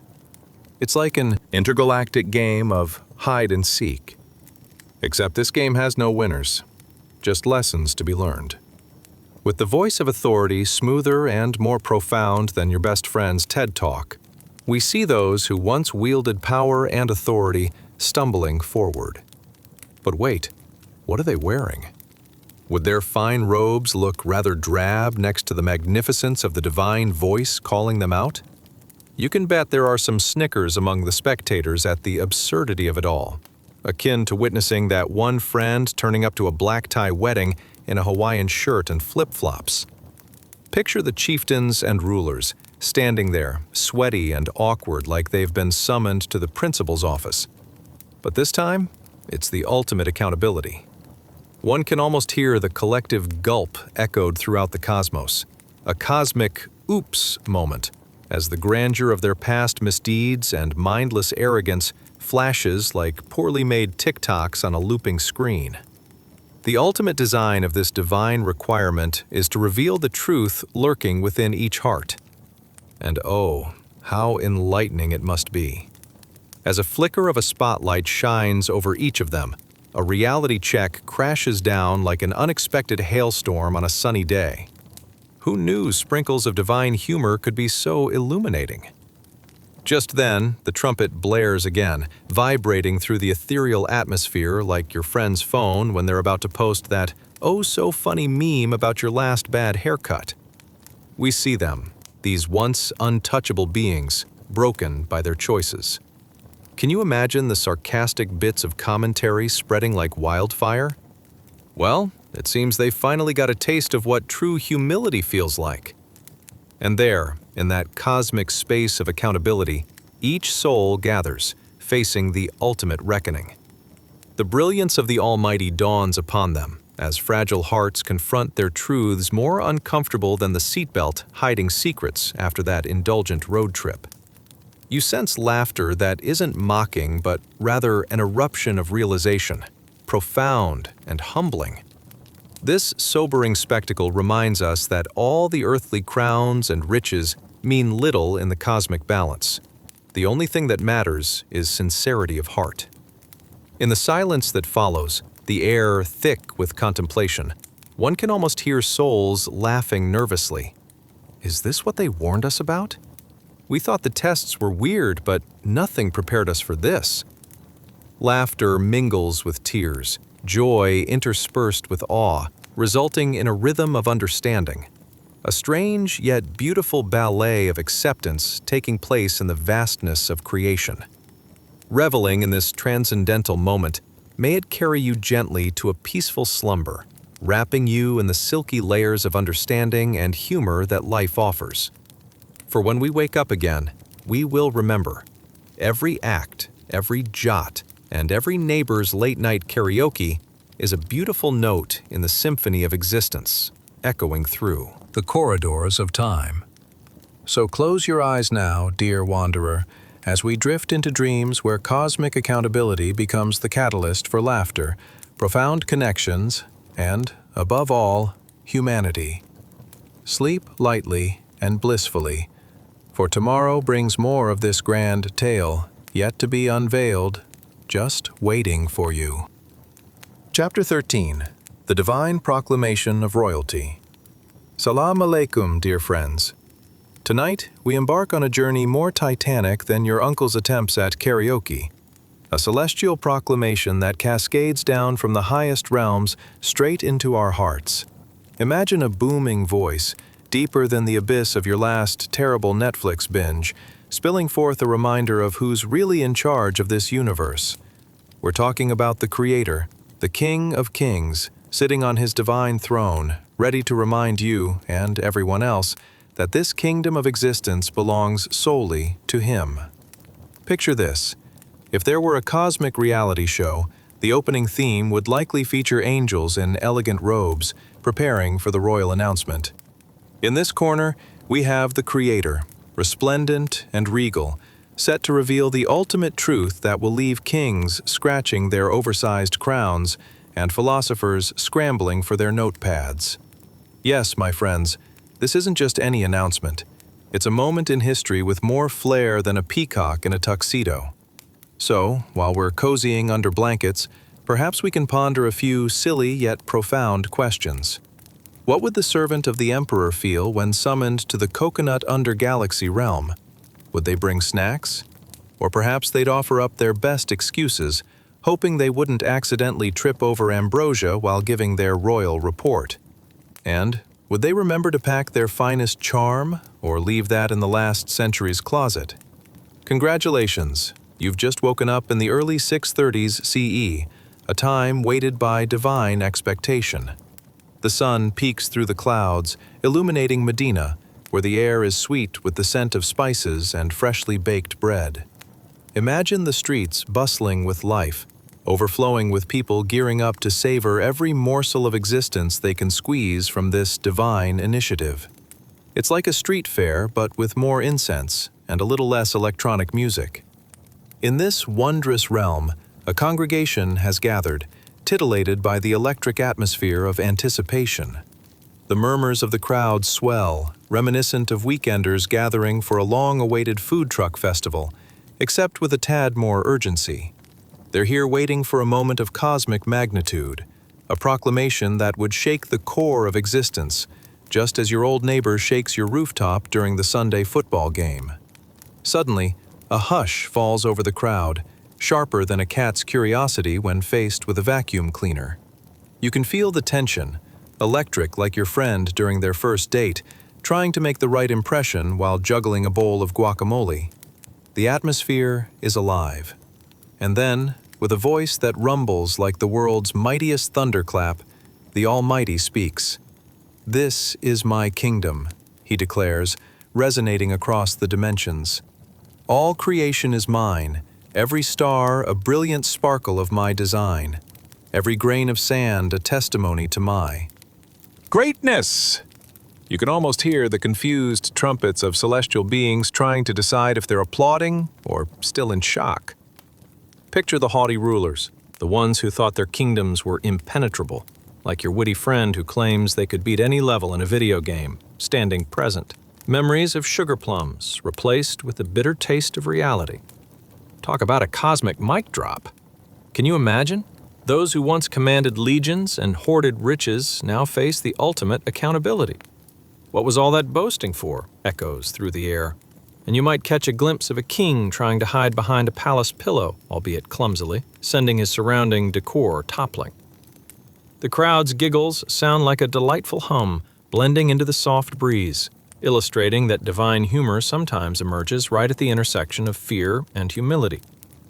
As the Almighty presents the entire cosmic rationale for ownership, it flows like honey on a hot day, sweet, sticky, and utterly unavoidable. "Now there is no place in my kingdom for the boastful," he announces, that voice so resonant it might as well have its own social media account.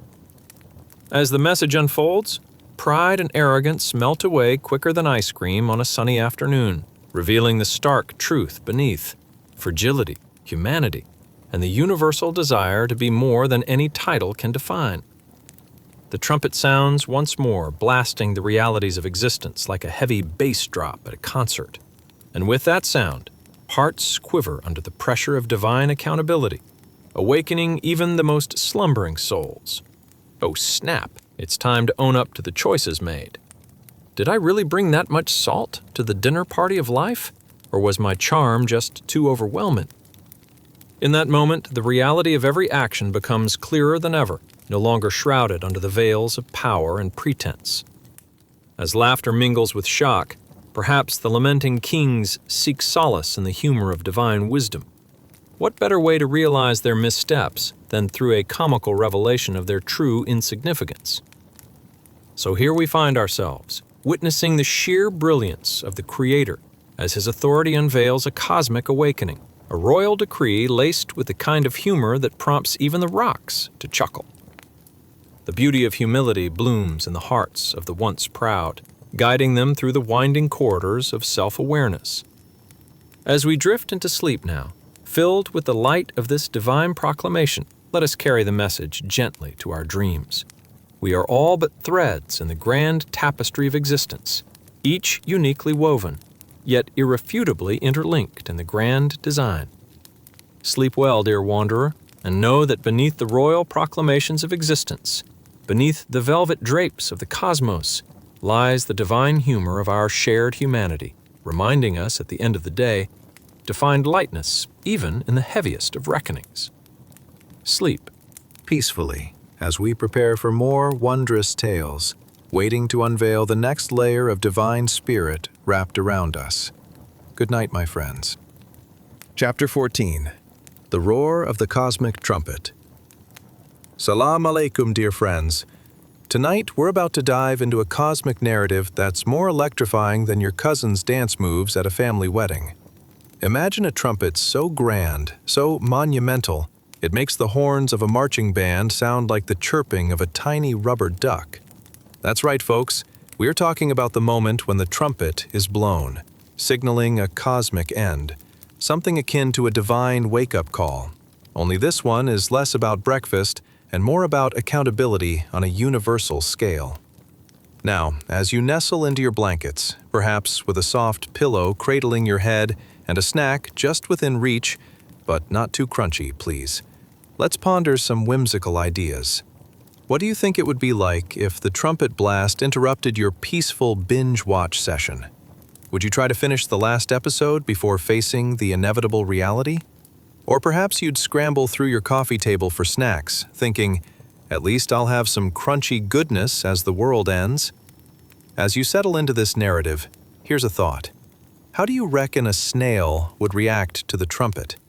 Would it stick its tiny little head out, wriggle around, and say, "Oh no, not my peaceful garden"? Or would it just carry on, blissfully unaware of the celestial drama unfolding? Congratulations! You've just woken up in the year 632 CE, right in the climax of a monumental cosmic event. The sun is setting over Medina, casting an ethereal glow across the sand, and the atmosphere is charged with anticipation. The air is heavy, not just with the fragrance of spices and fresh bread, but with a simmering tension that hints at something monumental about to occur. It's a bit like that one day when you anticipate the arrival of a long-awaited package, exciting and just a tad nerve-wracking. As the people gather around, their nervous chatter momentarily centers on mundane topics. Did you hear about that guy who misplaced his prayer mat? Or, have you seen my goat? It's gone missing since last night, and I swear it has a better social life than I do. But then, a hush sweeps over the crowd, like the quiet before a storm, and you can practically hear the collective breaths being held, creating a silence more profound than the empty promises from your favorite snack brand. And then, it happens. A celestial sound, reverberating through the very fabric of existence. A trumpet blast so powerful, it rattles the cosmos. It's as if the universe itself just hit the snooze button on a cosmic alarm and instead decided to hit the "Wake everybody up now" button. This sound is not just loud. It carries a weightiness, an intensity far beyond anything that can be described, shaking the ground you stand upon and stirring something deep within your very being. Feel that rush? Like the electricity that runs through your body when your fridge decides to take a holiday and the ice cream starts melting? Well, multiply that sensation 1,000-fold, and you might get the tiniest glimpse of the divine fury behind that trumpet blast. It echoes, resonates, and saturates every atom in your vicinity. The shock waves ripple through the bodies standing with you, sending shivers down their spines. A grand finale that would make the craziest fireworks display look like a child's birthday party. Imagine, for a moment, beings from realms beyond your understanding perceive the ensuing ripple of cosmic upheaval. You can almost envision celestial beings rushing to their posts, adjusting their celestial robes, nervously checking their celestial iPads to ensure the details of this divine decree are perfectly aligned. Amidst this divine orchestration, angels exchange worried glances, whispering to each other, "I hope they packed enough reverence for this." Now, under the majesty of this moment, even the mightiest of kings feel a sense of fragility creeping into their corroded armor. Picture Heraclius of the Byzantine Empire standing in wonder, a nervous sweat trickling down his regal forehead. Wait a second, he thinks. Was renouncing my extravagant feasts really worth this cosmic oversight? As the divine decree unfolds, it ripples through the crowd, and the realization dawns. You are not merely a spectator. You're an integral thread woven into the very fabric of existence, about to face ultimate accountability. With every heartbeat, the divine truth is laid bare. Ownership of this universe stretches beyond any earthly dominion. What was I thinking? Echoes through the minds of many, like the proverbial cat amongst the pigeons, evoking laughter and humility all at once. The echoed decree is clear. This is my kingdom, it resonates, floating over the assembly. All creation belongs to me, a harmony that cannot be undone.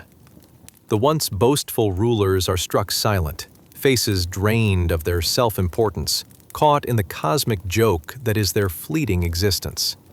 Imagine them fumbling with their robes, desperately trying to make a show of grandeur in a moment where grandiosity has lost all meaning. In that cosmic humbling, something interesting happens. Laughter dances lightly among the crowd, a gentle reminder that even in divine fury, humor still finds a way to tickle the ribs of existence.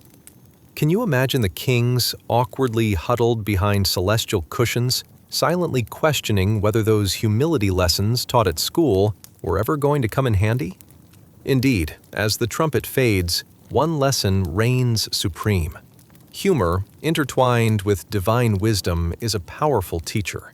And as tranquil slumber casts its spell upon you, let this thought rest in your mind. You too are part of this cosmic tapestry, where every thread counts, where accountability is a shared journey, and where humility is the cornerstone of our existence. So drift off into sleep, dear friend, carrying with you the echoes of this divine trumpet, a gentle reminder of the cosmic laughter and love that awaits us all. Sleep well, and may your dreams be filled with celestial wonders. Chapter 15. The Tides of Repentance. Salam alaikum, dear friends. Tonight we embark on a journey more transformative than the time you accidentally sent a text to your boss meant for your best friend. You know, the one that said, "Can't wait for the weekend. Let's party like it's 6:32 CE." Buckle up, because we're diving into a tale about sins that have filled the earth like an overflowing bathtub, all waiting for a good scrub with the soap of sincere repentance. Picture this. Immense volumes of sin. Yes, I mean the "I ate the last slice of pizza despite my friend ordering it" level of badness, filling the earth and oceans. These sins swirl and churn like a laundry day disaster, soaking everything in their murky depths. They're as pervasive as your neighbor's cat that seems to find its way into every corner of your yard. But fear not, for tonight there's a refreshing light of repentance shining through, one that cleanses all. Let's set the scene. You've just jolted awake in the year 632 CE, and for a moment, you wonder if you've missed breakfast again. The sun is casting a warm hue over the sand-dusted streets of Medina, a city bursting with transformation and hope as the newly revealed teachings of Islam continue to ripple through society. The air is laced with the sweet scent of dates and the less than pleasant aroma of too many camels in one small area. Ah, the joys of early urban life. As you step outside, you can't help but wonder, what if my regrets were tangible, like a stubborn rash?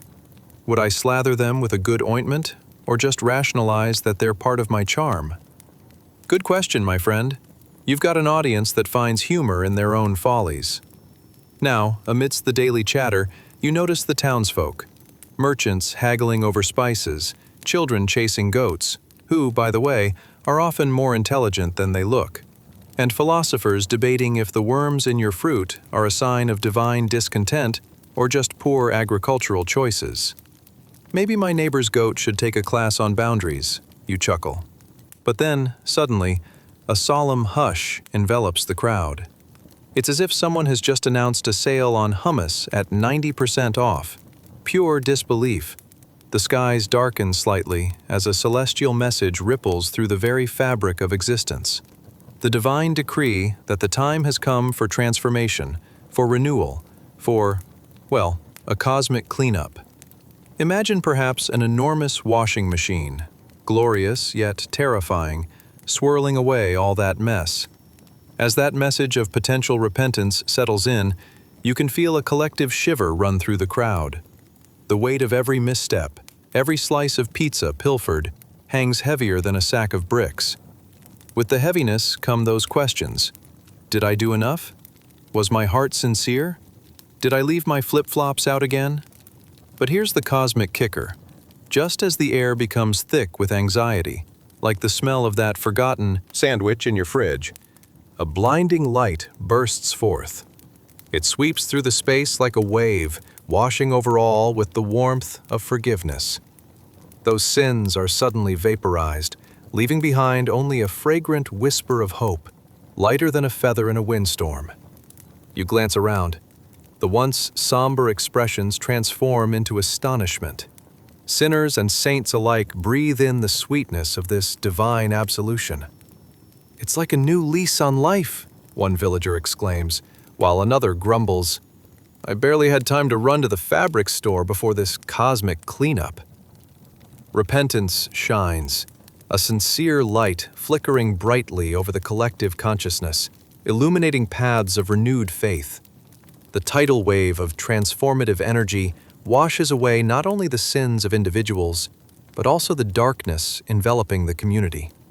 Sinners begin to acknowledge their past mistakes, each utterance of repentance like a ripple in the pond of existence. "Oh, that time I borrowed sugar and never returned it? Forgiven," another grins. "And my third cousin who never gave me my cha or my gin, well, they're included too." Laughter erupts, a joyful bond shared over collective mishaps, both mundane and major. But wait, what's this? Amidst the waves of change, there are still remnants of worry. People shift nervously, glancing at one another like children caught with their hands in the cookie jar. Will we get a do-over? One fears, as if they have an appointment with cosmic consequences hanging over their heads. But no, dear friend, this is not a game of Monopoly, where getting sent to jail means losing your turn. As the sky brightens, the warmth of reassurance envelops you. The only price for this divine scrub is sincerity, open hearts, and a little less ego.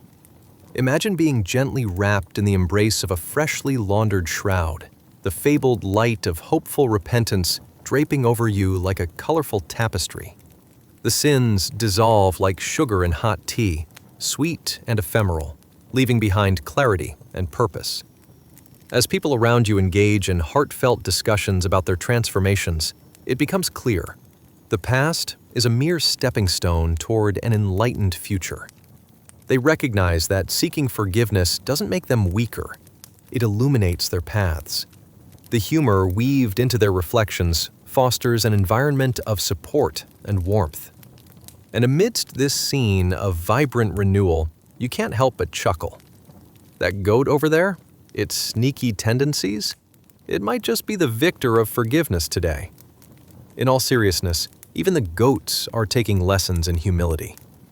So, as we settle into the night, drifting toward dreams and the deeper revelations of redemption, let this thought settle in your heart. Sincere repentance isn't just a cosmic cleanup. It's a delightful invitation to embrace the humor and humility in our shared humanity. As the waves of change crash gently upon our souls, laughter and love guide us toward the dawn of renewed faith. Sleep well, dear friends, wrapped in the warmth of divine forgiveness, and may your dreams be filled with celestial wonders. Chapter 16. The Mask of Piety. Salam alaikum, dear friends. Tonight, we delve into a tale that's as surprising as finding a camel trying to squeeze into a car. Why? Where do they think they're going? This story will whisk you back to 630 CE, a time when the air was thick with uncertainty and the whispers of divine truth began to ripple through the hearts of many. But before we plunge headfirst into this historical bathtub, I invite you to find your comfy spot, perhaps that sagging couch you swear you'll fix one day. And remember, If you find joy in what we share, feel free to like, subscribe, and throw in a comment, though only if you genuinely enjoy our little adventure. No pressure. Now, close your eyes for a moment. Picture this. It's a fine evening in Medina, and the sun is setting slower than your coworker finishing his last cup of coffee before a deadline. The streets are busy with merchants hawking spices stronger than your Aunt Fatima's perfume, and laughter fills the air. Ironically, much like the scent of a goat in summer. Ever wondered how many prayers a goat can distract? Just imagine the chaos. Congratulations! You've just woken up in 630 CE, a time when the pretense of piety was practiced like an art form. Let me ask you this. Do you ever feel like your neighbor is hiding something behind that smile? Maybe a questionable barbecue recipe? Oh, and how often have you worn your best shirt to a gathering only to spill tea on it? That was the life back then, wrapped in sheets, but with no laundry service in sight. Now, let's ease into our story. You find yourself in a dimly lit chamber, hidden away from prying eyes. It smells faintly of incense, mingling with, well, the unmistakable odor of regret. There, in the flickering candlelight, sits a man, a local merchant, renowned for his generosity. Publicly, he offers the most beautiful donations, but privately? Well, that's where his secrets linger longer than that one loaf of bread you forgot in your pantry. As you peek through the slightly ajar door, you notice his hands trembling more than that last-minute student trying to balance a stack of books. He mutters to himself, as if preparing for a blind date with destiny. What if they find out? He sighs. What if my sin is exposed like last week's stale bread? Ah, but fear not. The man believes he is being clever, playing a duality as if life were some grand play. Publicly, he walks with the piety of a saint, and very much like a cat burglar on the night of a full moon, he sneaks behind closed doors to indulge in his transgressions. The whisper of shame lingers in the air as he tosses stolen treasures into dusty corners crafted of deceit. What could possibly possess a man, so outwardly devout, to cloak himself in secrets? Maybe he heard one too many stories of divine mercy and figured, if Allah forgives, then maybe I can squeeze in a little fun before I repent. It's the sort of logic that one might laugh about over brunch. But his struggle is deeply rooted in the nature of a human heart. You ponder, is it not curious how fear of judgment can loosen the belt on one's conscience faster than a runaway camel? The echo of laughter from the street grates against the stillness of his sanctuary, like a child's joyful squeal mixed with a screeching cat. It's as though those sounds remind him of all the people, his neighbors, his friends, those who might discover the truth of his hidden chamber and its contents. But the paradox is thick here. While he presents himself as a paragon of virtue, one little slip could send his world crashing faster than last night's makeshift tent. And therein lies the twist of fate. As he worries and frets, he forgets about the eye that truly watches over him, something that even the sharpest neighbor's gaze cannot penetrate. The all-seeing divine eye remains ever vigilant, invisible yet present. What happens when the trumpet sounds, he wonders, catching a whiff of impending doom in his silent musings. Back to our fidgety merchant he goes, fervently attempting to balance his public persona with his clandestine life, like trying to juggle flaming torches in a sweltering desert. Not an easy task, I'd wager. Meanwhile, your mind races with thoughts. If only he could understand that the secret to true liberation lies not in the shadows of deceit, but in the embrace of honesty, like a warm blanket on a chilly night. Yet his mind remains clouded, dripping with worry that lingers like rain on a sand dune. What will the villagers think once the secret slips? Oh ho! Did you hear? That merchant juggles more sins than he sells spices. Just as he immerses himself in these dark thoughts, the soft glow of a flickering candle seems to mimic his hidden fears turning volatile. The sweat beads on his brow, and a self-imposed curse escapes his lips. Alas, will I burn for my sins? But bubble, Fear not, for every transgression draped in darkness yearns to be washed away under the sun of honesty. As the horizon beckons the dawn, a thought sprouts. What if he took that first step, facing his truths amidst the fears that swirl like a restless wind? The night's stillness weighs heavily on his heart, yet a new energy stirs within. Perhaps redemption is within reach. Perhaps it's time to unveil his true self. Not to wear a mask fashioned in secrets, but to embrace change in the cold wash of honesty like a refreshing morning dip in a cool stream. Your journey through the hidden corners of human experience leaves you with an insight deeper than a well. Within each of us lies the eternal conflict between our public selves and private truths.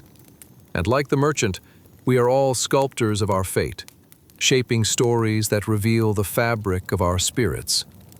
And just like that, as the flicker dims, we slip away from the secret chamber, with new thoughts bouncing about like a ball in a jumbled game of hoops. You lie back, ready to drift into dreams of new beginnings.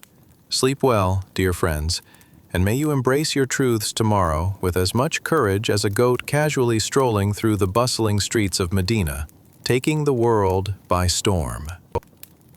Chapter 17. Cosmic Unraveling. Salam alaikum, dear friends. Tonight we embark on a journey that promises to be as mind-bending as trying to fold a fitted sheet. How does it even work? And trust me, this tale is about much more than mere laundry skills. We're diving deep into a moment when the universe decides to throw everything it knows out the cosmic window, like a particularly overzealous vendor in the bustling Medina market hurling spices off his stall to draw your attention. So, find that glorious corner of your couch that seems to cradle your tired body like an overstuffed pillow. Dim the lights. Yes, that means last week's laundry too. And prepare yourself a little Zen zone. Perhaps you've got a fan conveniently blowing an invigorating breeze, reminiscent of a summer night in Medina, smoothly whisking away the cares of your day. Now, let's get into the thick of it. Have you ever wondered what kind of mischief those celestial beings get up to when the trumpet sounds and everything goes pear-shaped? I mean, imagine your neighbor suddenly turning into a space shuttle because of a galactic alarm clock malfunction. Ever thought about how it feels for a soul to zoom through dimensions like a chicken during a food fight? Or how about those moments when time and space just decide to throw a cosmic celebration while you're stuck in traffic? Congratulations! You've just woken up on a day when the universe goes all topsy-turvy. Imagine the shimmering skies filled with colors you haven't even dreamt of, like a neon bazaar where even the sun looks puzzled. It's here, in this transcendent tapestry of existence, think a cosmic block party, where physical laws as we know them take a back seat, leaving room for something far more divine. As the trumpet sounds, you hear a great crescendo that resonates in your very bones, much like when your local cafe runs out of your favorite brew. What happens next is a kaleidoscope of senses and sensations beyond mortal imagination. A heady blend of fear, awe, and an inexplicable sense of joy, much like the first bite of a freshly baked date cake at a family function. The first thing you notice is that the air has shifted, as though it's taken a deep breath and is exhaling wonders beyond worldly discourse. The sounds around you morph into melodies that tug at your heartstrings, like the call of the muezzin echoing through the quiet streets. But now it's somehow richer and more profound than ever before. Suddenly, you're enveloped in a luminous shine, brighter than the moon reflecting off the Nile during a summer night. Shimmering forms whirl around you, and you realize it's the souls of countless beings, spinning like a dance troupe on the finest stage, their laughter intertwining with your own. Every spirit glows with a purpose you've never quite understood. It's as if they're sharing secrets of existence itself, whispering things like, "Have you ever tasted the joy of a forgiving heart?" Or, "Not washing your hands after eating dates might just be the worst kind of earthly sin." What a sight! And then, presented to you, are realms unmarred by earthly constraints, where time hiccups and dances like your cousin at a wedding after a few too many dates. You witness realities so vibrantly alive, it's as if they're winking at you, each one a testament to the infinite mystery of creation. Here's where things get even more surreal. Can you taste light? Smell wisdom? When was the last time you bathed in pure love, without any scratches from the baggage of life? This dimension, bursting with heavenly fragrances of jasmine and the heartwarming freshness of just brewed tea, is unlike any earthly paradise you can conceive. You feel time itself languish alongside you, stretching out like an exaggerated sigh. Ah, finally, the stress of waiting is over. With each heartbeat, individual souls begin to unveil their stories, tales of joy and frailty intermingling like threads in a tapestry. There's the merchant reminiscing about all the spices he bartered, each deal filled with laughter, joy, and perhaps just a touch of clever trickery. Then there's the farmer whose heart raced a little faster every time he gazed at his budding crops, a testament to patience and trust in the divine. "Oh, would you look at that?" you'd say, raising your eyebrow at the intensity of their revelations.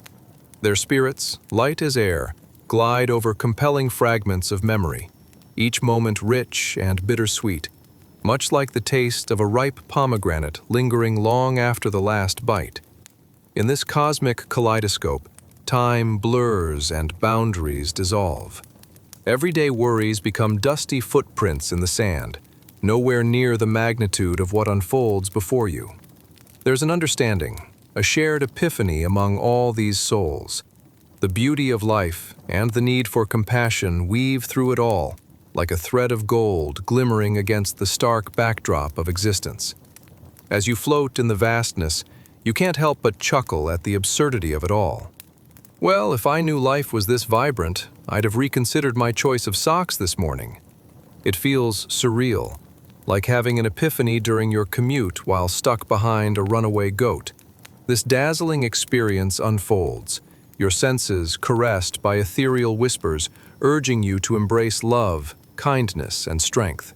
You notice the collective sigh of realization as countless souls nod in agreement. Love is the true compass guiding us.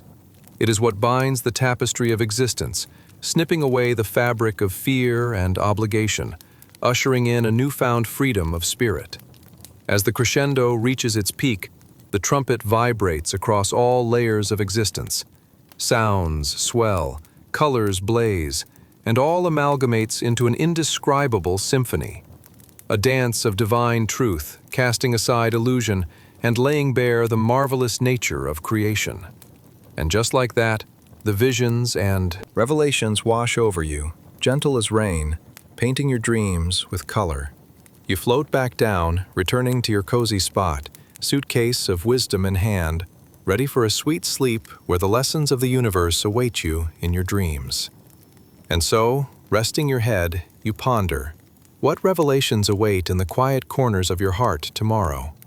May you embrace kindness, let love guide your hand, and ever remember the laughter shared amidst eternity. Sleep well, dear friends, as the cosmos gently hums you to sleep, carrying your dreams like stars twinkling in a night sky. Until we meet again.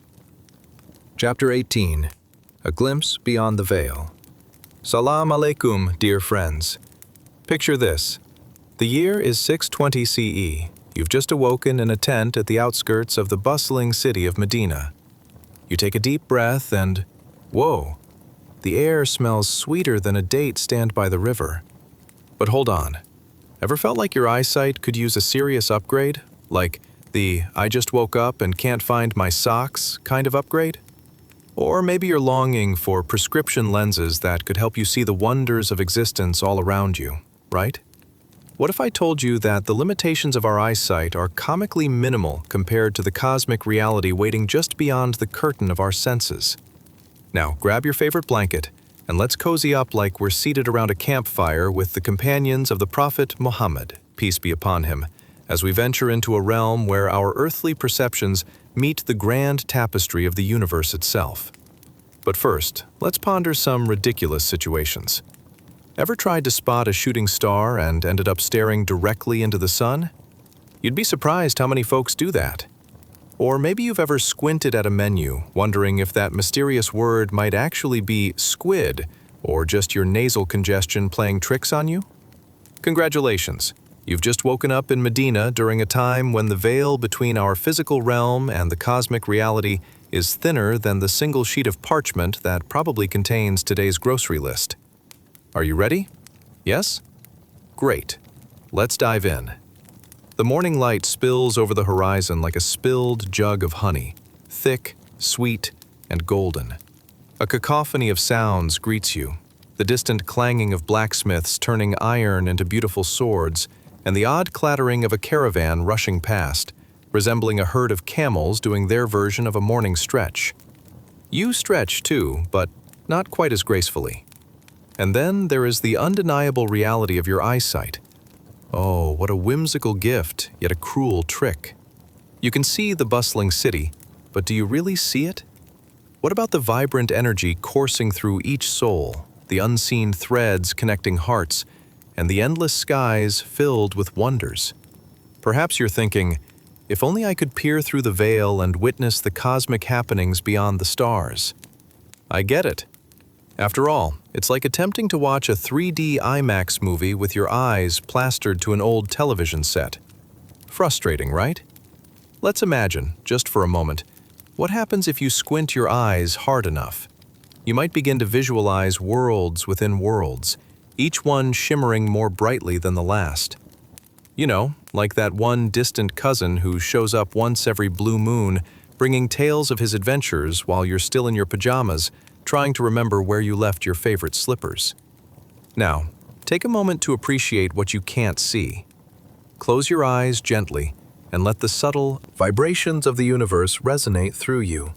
It's almost like you can hear the unseen conversations between celestial beings, whispering sweet nothings back and forth across dimensions. They're probably laughing about how humans spend hours searching for the best cookie recipes, while the secrets of existence flit just out of reach. You might catch a sparkle of laughter lingering in the atmosphere, teasing your senses. Consider this: your body, with its magnificent limitations, tuning in to the wonders of the unseen. It's akin to trying to read War and Peace in a dimly lit room while desperately thinking of ways to convince your friends that you can indeed do it. The struggle is real. In my daily life, I often feel like a cat chasing a laser pointer, darting toward everything that may or may not explain the universe. But look at the weight of it. Can you truly grasp the intensity of existence itself, where every heartbeat carries the echo of vastly different realms intertwined? Now, as you sit there contemplating infinity, allow your mind to drift freely through imagination, fingers grazing the strings of reality, taking unfathomable journeys. The air is laced with scents of musk and nostalgia, carrying stories of prophets and wise sages who've traversed these very paths before you. Through the veil, there are glimmers of insights beckoning you, lit up like a surprise birthday party, the kind with too much cake and just enough laughter to keep you wondering if the magic is real or just a dream. Isn't it amusing how we cling fiercely to our limited perceptions while the unfathomable vastness stretches endlessly beyond? Our expectations often trip us up like a toddler trying to navigate a grown-up's shoe. So here you are, amidst the grand cosmic play, playful souls swirling through dimensions, each with stories more whimsical than a Mad Hatter's tea party. As you ponder life's complexities, take a moment to laugh at the absurdity of what it means to be human. Yes, we're here fumbling about like a chicken in a yoga class, but oh, how beautiful it is to know there's much more beyond the veil. It reminds you of your own growth, like a sprouting seedling gradually breaking through the soil, facing the warm sun, seeking light amidst the chaos. So, breathe deep, dear friends. Smile at your limitations, and remember the wonders of existence beckoning you beyond sight. May your dreams tonight take you beyond the veil, carrying whispers of cosmic laughter and gentle reminders that we are all a part of something much grander than ourselves. Sleep well, knowing that the universe is smiling back at you, ever eager to share its secrets in the quiet of the night. Until we meet again, Chapter 19. The Curtain Lifted. Salam alaikum, dear friends. Tonight we embark on a journey that's more enlightening than accidentally flipping the light switch in the middle of a romantic candlelit dinner. Aha! Yes, we're diving into a momentous unveiling where, all at once, the curtains of reality are drawn back, revealing a world beyond our wildest dreams or nightmares. As artists of life, experimenting with the canvas of existence, wouldn't you prefer a brush that renders every hue of reality in shining detail instead of that old dull paint set you have hidden at the back of your closet? Of course you would. Now, picture yourself in the midst of this fascinating time, 610 to 632 CE, the era bustling with energy, wonder, and a touch of chaos, typical of any good family gathering. People in colorful robes bustle about, chatting, trading scents of spices and philosophy, and possibly haggling over the price of a sheep. But before we dive headfirst into this beautiful chaos, let me ask you this. Ever experienced a moment so profound that it felt like your brain was at a rock concert, complete with flashing lights and epic guitar solos? Or have you ever had one of those days where you thought, wow, I might just be the reincarnation of a confused chicken in a chicken dance contest? Well, here you are, dear listener, ready to be guided through a moment when one's eyes see beyond the fabric of existence, where the spiritual realm unveils itself with the clarity of a millionaire's crystal champagne flute. Let's unravel what happens when the trumpet is blown. The world goes hush, like your kids when you threaten them with the absence of dessert.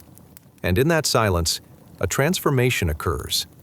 Just as the first rays of dawn shatter the night, so do spiritual truths unfold across your very soul, illuminating every nook and cranny of your past life, as if someone decided to upcycle the dusty archives of your conscience into a vibrant art gallery. You find yourself standing amidst an ethereal glow, where memory dances like a shimmering hologram right in front of you. It's almost as if the universe itself decided to host a movie marathon of your life, a cinema where you're both the star and the audience, examining not just the plot twists, but those questionable fashion choices you made during the late 90s. Seriously, who thought cargo pants should ever exist? The bright light slices through the ordinary like a hot knife through butter, revealing your past in high definition. Every mistake, each moment of regret flashes before you. And believe me, it's more revealing than a bad selfie taken on a Monday morning after only 3 hours of sleep. You suddenly realize that those tiny hiccups in life weren't missteps, but stepping stones that directed you toward your purpose, connecting you to humanity and the cosmic dance of existence. Ah, the irony. One minute you're thinking, how did I get here? And the next, it feels like being handed the universe's user manual, revealing that each pivotal choice you've made was part of the grander cosmic puzzle. It's like finally understanding why you never grasped quantum physics. It's all about perspective, and perhaps you didn't need a PhD, but instead a sprinkle of humility and a dash of laughter. Then the sudden clarity intensifies, igniting visions of what lies beyond choices made, insights, revelations, spiritual consequences twinkling like stars on a serene night. Each glimmer beckons for recognition, almost like a cheeky little fairy nudging you, saying, "Hey, don't forget your significant role in this cosmic performance." So take a moment. Can you see those threads connecting you to others? The laughter shared over a bowl of stew, the tears of disappointment, and the joys of fleeting moments? There's a cosmic rhythm threading through every human interaction that underscores our delightful chaos. No, it's not just my mom texting me for the 10th time asking why I still don't have a degree in astrophysics. Sorry, Mom, I really did try to be a rocket scientist for a day. I even wore a shiny helmet. And with every realization, you float deeper into understanding how actions ripple through the universe, like throwing a stone into a pond and watching the cascading circles expand outwards. Oh, look, you might think. I never realized how that one compliment uplifted someone's day. You see now how you, too, are a vital note in this grand symphony of existence, whether you were tuned like a violin or more like a tambourine player with shaky hands. Finally, as you gather these threads of revelation, the trumpet is once again blown, signaling the close of this moment. Your clarity washes like a gentle tide pulling back into the ocean. Yet, as it recedes, it leaves behind treasures, rich insights, laughter-filled heartbeats, and the ineffable warmth of shared experiences.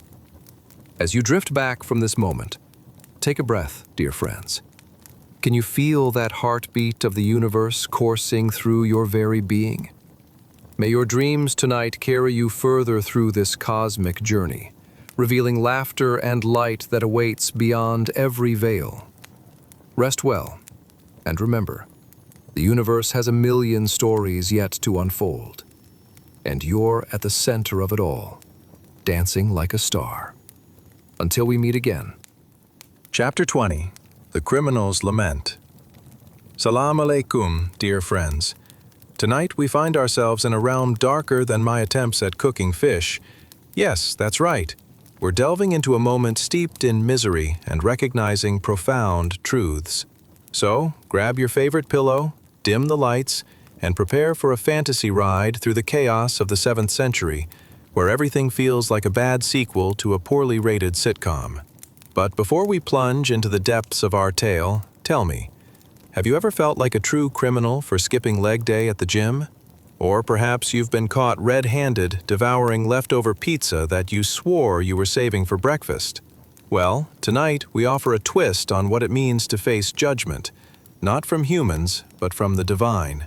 Curious about what life might have been like for those labeled as true criminals in the days of yore, imagine being in a bustling marketplace in Mecca, where traders cried out louder than your relatives at family gatherings. Would you be the one conspicuously flicking your eyes at the beautiful spices, dreaming of the fancy dishes you'd whip up? Or would you be scampering about like a nervous squirrel, fearing the judgment of those around you? Congratulations!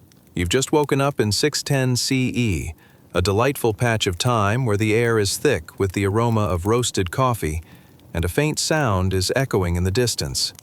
Oh, is that a trumpet? No, that's just your neighbor's goat getting ready for dinner. But I digress. Let's set the scene. The sun hangs high, casting shadows over cobblestone streets, where merchants haggle over spices as pungent as your Aunt Fatima's perfume collection. The clamor of daily life dances in the air, juxtaposed with moments of quiet contemplation. Ah, hidden among the colors of this cheerful market, there are figures draped in dark robes whose very presence seems to suck the joy from the air. True criminals, marked not by societal standards, but by the divine. Now, imagine being part of a group that feels they have nowhere to hide. They sit there, expressions strained like the one you wear when you've accidentally liked a years-old picture on social media. Oh, the horror. As they grasp their heads in despair, it becomes painfully clear. Today isn't just another Tuesday. It's the approach of a day that will slip through their fingers like a wet bar of soap. In hushed whispers, these melancholy figures express their sorrow, lamenting their fate as if they'd just discovered that desserts do, indeed, have calories. "Woe is us," one cries, clasping his hands in front of him as if preparing for a passionate prayer. "The trumpet shall sound, and we, the unworthy, the condemned, will face the unbearable weight of our existence." It's a thought that sends shivers through the crowd, and it seems like even the sun could dim in sympathy. But let's face it, what does being a true criminal look like in a world so teeming with life and laughter? Can you picture them imagining their lives flashing by in a montage of misdeeds? Scenes of shouting at the goats, sneaking the last piece of baklava, and sneering at the neighbor's loud, obnoxious rooster. How did I get here? One might ponder, adding a dramatic sigh for effect. Identity crises have never looked so sophisticated. The whispers twist around the marketplace, and one of our forlorn figures, a man named Zahir, regrets every action that led him to this point. Perhaps I should have sold more rugs and less lies, he reflects, contemplating the harsh consequences of decisions made while hangry. I might have shared my dates instead of hoarding them. Oh dear, isn't that the dilemma we all face at potluck dinners? As they cradle their sorrows, the air shifts, heavy with impending doom. It becomes evident that today, the trumpet will not merely sound, as if played by an angel lifting you out of a cynical haze, but it reflects a finality that they cannot ignore. Suddenly, it feels as if the universe itself has squeezed into this moment like people crammed into a tiny elevator. You could almost hear a pin drop, if only it weren't for that annoying goat in the background. The divine narrative unfurls like an ancient scroll brought to life, invoking a sense of urgency. In the ensuing silence, our melancholic characters contemplate their very existence. I could have been a baker, sighs Zahir, flower-covered and thriving, not crouched here like a desolate cat. Meanwhile, another figure imagines being a poet, penning hearts instead of transgressions, wondering if there's still time to change the epilogue of his life tale. Yet, life is not merely a collection of missed opportunities. Remember, dear friends, sometimes it takes the weight of despair to realize the light that resides within. They grasp this thought, understanding at last that within every blunder lies a pathway to redemption. Much like how Aunt Fatima can't seem to get the hang of social distancing, even at the dinner table. Through the fabric of their broken dreams, whispers of hope begin to emerge. Maybe, one muses, the trumpet will sound a different tune, one that echoes compassion and forgiveness for all our wrongs. The image of a grand celebration dances across their collective mind, where every mistake turns into a triumph. Could it be? A gathering filled not with judgment, but with laughter and joy. So, as we retreat from their palpable despair, we find ourselves pondering the power of choices, camaraderie, and perhaps even that long-lost baklava. The true criminals, once shrouded in despair, start seeing cracks in their remorse. Can there be a chance at renewal? A ray of light peeking through clouds that had long cast shadows over their lives. Oh, dear friends, if only the world could learn from these figures trapped in their thoughts. As the night beckons us towards repose, let us hold space for the true nature of humanity, its highs, lows, and the very essence that binds us all in a harmonious dance, even if some of us have 2 left feet. Rest well, and may your dreams be filled with laughter and light, embracing the wonderful potential that lies within our shared stories. Until next time. Chapter 21. Ashes to Awe. Salam alaikum, dear friends. Tonight we're taking a whimsical stroll through mystical philosophy, so settle in like you're preparing for a mid-afternoon snack that mysteriously never happens. It's a journey deeper than your New Year's resolutions, which, let's be honest, most of us have gracefully sidestepped by now. But before we plunge into the cosmic absurdity that awaits us, let's ponder. Have you ever tried to assemble IKEA furniture only to end up with more parts left over than your childhood dreams? Or maybe you've contemplated where all those stray socks go after laundry day. Such mysteries. Picture this, a vast universe, once empty, suddenly being flung into existence, far more complex than whatever concoction your adventurous neighbor tried to pass off as a meal. As today's story unfolds, feel free to dim the lights and imagine yourself waking up amidst the dusty ruins of civilization. Perhaps wishful thinking you could time travel back just to warn everyone about 2020, or even better, to stock up on essential supplies. Congratulations, you've just woken up in 632 CE, an era where the divine knowledge transcends the desert winds, and the cosmos spins wildly in a grand finale that leaves the trumpet players absolutely out of breath. So let's embark on this delightful exploration of creation and recreation, shall we? Imagine the moment when Allah created the universe, a blank canvas stretching infinitely, as if the ultimate artist was saying, "Let there be light." Vroom. Poof. Suddenly stars twinkled to life, planets whirled in dance, and our dear Earth began to take shape. It spread out like freshly rolled dough, waiting for a chef worthy of a Michelin star to create a masterpiece of life. Ah, the aroma of that first creation, freshly baked mountains, rivers shimmering like the rarest gemstones, all emerging from absolute nothingness, like the perfect avocado toast emerging from your favorite cafe. Now, juxtapose that initial act of creation with its glorious sequel, the recreation, where everything gets whisked off the cosmic stage like a bad open mic night. Ah, yes, the day of reckoning, when the trumpet is blown. Yes, a trumpet, because nothing says divine intervention quite like an unexpected brass blast. It resonates far and wide, echoing through the ages, as if the universe itself needed a loud announcement, like your neighbor's incessant shouting about their 2-week-old leftovers. Think about it. A world ending, once vibrant and bustling, filled with bustling bazaars and unsuspecting goat herders, suddenly reduced to ashes and dust. It may seem like an epic disaster, but let's not forget the pizzazz of divine power. Turning the cosmos back to its original state of nothingness is not just a mundane event. It's a showcase of God's mastery. Like flipping pancakes with ease, smooth, effortless, pleasing to the eye, and, one may hope, involving less spilled syrup. As our universe, the time capsule, cluttered with memories reminiscent of packed family events, descends into cosmic decay, we, the humble spectators, can only watch in awe as creation turns to desolation.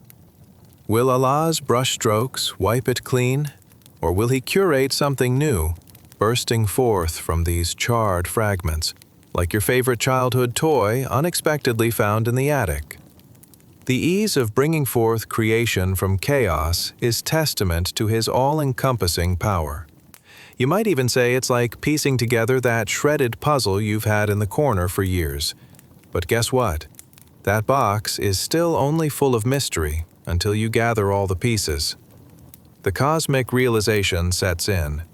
It's far less laborious than that original act of creation, probably similar to building a Lego castle compared to reconstructing it from the ground up in some ancient bazaar. But here's where the humor lies in the profound. As the dust from the decay settles, it's not just an end, but an exhilarating opportunity for a fresh start. So fresh, you can practically smell it. Perhaps you've seen this in your own life, a time when you felt like you had hit rock bottom, only to find a glimmer of hope peeking through the cracks, enticing you to rise anew. You see, God's artistry isn't just a one-woman show. When He brought life out from nothingness, it was grand, the big bang of it all. When He recreates, it is with the ease that presides over a seasoned chef flipping an omelet. In this cosmic dance, the essence of life, once reduced to mere ash, becomes ripe for renewal, embodying the hope that idealists hold dear over their cups of mint tea at sunset. Imagine a scene where you witness life returning, as if God orchestrated a resurrection of unfulfilled promises, all brought back together to celebrate existence again, replete with laughter echoing from the halakha of time. Do you feel the optimism rising within you? It's almost as if you found the missing piece to your own narrative. Like a child freshly reunited with that beloved toy, we are left giddy with anticipation. Creation, recreation. Ask yourself, what's the difference when you're thriving in the sovereign embrace of the divine? Friends, while the universe may be dusted with the remnants of a cosmic upheaval, the potential for rebirth nestles quietly beneath the surface, dispensable like leftover haggis in the back of your fridge. You know it's there, hiding sweetly until the right moment emerges. The divine is ever ready, awaiting the inspired act of recreating life with the ease befitting of the grandest artist in the celestial gallery of existence. As we drift comfortably towards the edges of slumber, let us ponder this cosmic coming and going. May we carry it into our dreams, a playful reminder that every ending holds the key to a sublime beginning, just as every night's rest is a canvas awaiting the brush of a new day. Sleep well, and remember, beneath the anguish of ashes lies the promise of something marvelously fresh, like your favorite first cup of coffee on a sleepy morning. Until next time, dear friends, Chapter 22, From Desert Dust to Lush Life. Salam alaikum, dear friends. Have you ever found yourself wandering aimlessly through the aisles of a grocery store, pausing every few moments to contemplate whether you really need that fifth box of cereal, or wondering how on earth a fruit can look like a spine-twisting question mark?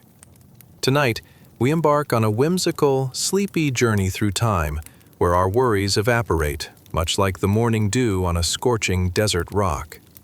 Now, as you nestle into the comfort of your blankets, ready to surrender to dreamland, imagine odd thoughts swirling in your head. Is there a land where tomatoes have wheels, or where the sun forgets to rise? What about a day when rain decided to go on vacation and left blistering sunshine baking your hopes of a delightful picnic? But let's not shy away from the magnificent journey we're about to dive into. Congratulations! You've just woken up in 620 CE, the land of the Arabian Peninsula, arid, sun-kissed, and notably dry, like that last piece of toast your toaster just won't relinquish. You know, the one you tell yourself is still good, but it might just be too far gone with all its crunchiness. Now, let's set the scene, shall we? Imagine a vast, cracked, and parched landscape stretching endlessly beneath a sun that seems to be playing a game of will it or won't it cook everything to a crisp. You toss a rock into the air, almost anticipating that rather than returning to Earth, it will instead become a tumbleweed caught in some existential crisis, debating its purpose in this desert wilderness. Suddenly, dark clouds rouse from their slumber like grumpy giants who forgot where they left their favorite snack last night. Then, behold, with the might of an uninvited guest crashing through a weekend brunch, raindrops begin to plummet like divine confetti, washing the land with joyful abandon. The earth drinks eagerly, slurping up this unexpected bounty like a long-starved traveler finding a secret oasis. Thunder rumbles above, echoing like a round of applause for the undaunted sky, as if nature decided to throw a surprise party for those desert dwellers who had grown weary of the sun's relentless glare. You can almost hear the soil sigh in relief, a deep, contented sound. Ah, yes, finally. It's like hearing your friend who never shows up to the gym finally appear, flexing and grinning widely as if to say, "Look at me, I'm here for a workout, or at least some snacks." The once dusty land erupts into a riot of color, grass poking its head out like curious little children at a magic show. Wildflowers bloom, painting the earth as if an enthusiastic painter sneezed fabulous colors all over the canvas. But wait, what's that? Is that a parched shrub shaking in disbelief? After all these years of sunbathing, it's finally realized the clouds above are not just mirages, but indeed hold life-giving water. It's a comical dance of resurrection. Droplets attract seeds like old friends reuniting after years apart at a bustling bazaar. With every drop, the barren landscape is transformed into a vibrant tapestry of greenery, showcasing the incredible power of revival. And just like that, dear friends, we witness a spectacular resurrection right before our sleepy eyes. It's almost like your cousin's unexpected resurgence at a family gathering. One moment, they're blending into the wallpaper, and the next, they've brought out a karaoke machine and are belting out ballads like they're auditioning for some whimsical sang shows on a not-so-secret desert stage. What a sight! This vivid transformation isn't just a feast for the senses, it's a gentle reminder of the divine power at play, reflecting the promise of resurrection that echoes across ages long past. In moments of dread and desolation, the divine is ready and willing to breathe life into that which seemed lost. And this, my friends, is a universal truth, isn't it? Picture that moment when everything might seem dark and dreary in life. Those moments when you question whether hope is as dehydrated as that dusty patch beneath your feet. But there you are. Just like those joyful sprouts, your spirit lies waiting for a sprinkle of inspiration, a dash of divine intervention, much like the rare but epic rainstorm that turns a cracking land into a green wonder. So, as you nestle further into your pillows, consider that every ending bears within it the seeds of a new beginning. Much like our parched desert landscape reborn, we find laughter in our own quirks and struggles, recognizing that every moment, like that too-round tomato at a bumpy picnic, holds the potential for delightful surprises, waiting just beyond the horizon. So let us drift into slumber, holding on to the knowledge that life's seasons, from drought to bloom, are woven into the cosmic dance of existence. Perhaps tomorrow you'll wake up refreshed, ready to poke the world around you with your own colorful stories amidst the lush landscapes waiting to blossom with your own vibrant journeys. Sleep well, dear friends, for transformation is not a one-time event, just a series of miraculous rains waiting to shower you into brighter tomorrows. Chapter 23.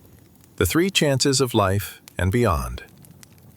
Salam alaikum, dear companions on this dreamy journey. Have you ever tried to rewind time like a cassette tape and thought, if I had only known that second helping of dessert was a one-way ticket to a regrettable morning jog, I would have turned my plate into a NASCAR racetrack instead? Tonight, we glide smoothly into realms where all regrets converge, where people stand at the crossroads of existence, pleading for a third chance in life. Picture this as a whimsical game of tag in the universe. Not quite like that epic level you used to play on your vintage console, but more like an endless cycle where mishaps and miracles dance in a delightful, yet sometimes chaotic rhythm. So, let's dim the lights and lean back, ready to embark on a fateful tale of second chances from 610 to 632 CE, the era of our beloved Prophet Muhammad, peace be upon him. Imagine this. How would life have felt back then, perched on the edges of wonder and curiosity? Would you have been the person making exciting trades at the market, pondering your next sweet date snack? Or perhaps you would stand under the glaring sun, all too aware of the fact that your favorite goat might not appreciate your attempts to teach it the art of meditating. Or maybe, just maybe, you would contemplate the poetry of a life made of sun-scorched days and starlit nights. Congratulations, you've just woken up in 620 CE. The sun is lazily pouring golden light over the dunes, and people bustle about, navigating their lives with an energy that could power a small village. If only those Bedouins would share their secret. But alas, our tale begins on a rather sobering note, dear friends. As you take a deep breath, your surroundings morph into a spectral depiction where people gather in groups, their eyes filled with the kind of fear that makes you want to hug a sandwich for comfort. You see them, figures, once vibrant, now timidly standing before the divine, capering nervously like someone caught in an embarrassing photograph. "Can we get a third chance? Please?" they plead, their voices trembling like a leaf caught in an unending breeze, echoing out into the vast and swirling unknown. Let's take a moment to visualize this odd scene. Each figure appears equally desperate and regretful, almost resembling a flock of sheep lost in an endless corn maze, begging for a bit of clarity amid confusion. The divine multitasks, and amid swirls of smoke and echoes, these souls reflect on their two previous lives. One, a flurry of extravagance, while the other, a reality check snooze fest. Life and death flashed before their very eyes like an overzealous fireworks display gone awry. Can you hear their whispers of remorse? Really? That was the decision I made? I could have taken that train instead. Each recollection floods their minds like an accidental avalanche, reminding them of what could have been. Bold aspirations left, unpursued, and dreams disconnected from reality. Like that time you thought you could grow a garden but ended up nurturing a collection of withering succulents instead. Among the crowd, there's one figure who stands out. A man with a distinct mustache, his features reminiscent of a character straight out of an old sitcom. He cowers beneath the weight of choices as heavy as a freshly baked loaf of bread sinking on a scale. If I could just redo that one day, I wouldn't go to that last shindig. Who knew dancing like a fool would come back to haunt me in the afterlife? He sighs dramatically, pining for a beautifully mundane day of sipping tea instead. As they plead for mercy, the laughter of angels brightly fills the space, such that it sounds like a melodious wind chime caught in a gentle breeze. You've been given the dust of the earth, the bounty of time, and the chance to twinkle like the stars. Use what you have wisely, resonates through the vast cosmic void. But here's the twist, dear friends. The plea is not just a matter of rethinking past mistakes, it's an awakening. Imagine knowing that every day can be crafted anew, infused with fresh intents and hopeful proclamations. Rather than stand in the shadow of what was, they can shine, crafting bright stories for tomorrow, having learned that nothing is set in stone. Instead, each chance is like a piece of clay waiting to be molded by one's own hand. If only we'd stop comparing our creations to Michelangelo's David. And as the atmosphere fills with renewed hope, the figures recognize their eternal spirit, penned into a cycle of rebirth with endless potential for growth, as they embrace the philosophy that the best is yet to come. Each breath becomes lighter, each movement more graceful, much like a clumsy toddler suddenly discovering the joy of running downhill. So here they stand, with their tales now transformed into lessons learned. They've been reminded that while the moments of slipping seem endless, the potential to soar is always available, like finding the last piece of cake in the fridge. As you drift into a gentle sleep tonight, let this reinterpretation of regrets wrap you in its comforting embrace. Remember that you, too, hold the power of change and the strength to give voice to new beginnings. Just like those figures before the divine, your journey holds the promise of newfound purpose, waiting eagerly to explore each and every day as a beautiful gift rather than a weary repetition. Sleep well, dear friends, and when you wake, remember that life is a funny, quirky journey, full of opportunities screaming for you to grab them, and what seems like letdowns can turn into delightful chances. Until next time, may you always dream big, but wake up even bigger. Chapter 24. The Crowds on the Day of Reckoning. Salam alaikum, dear friends.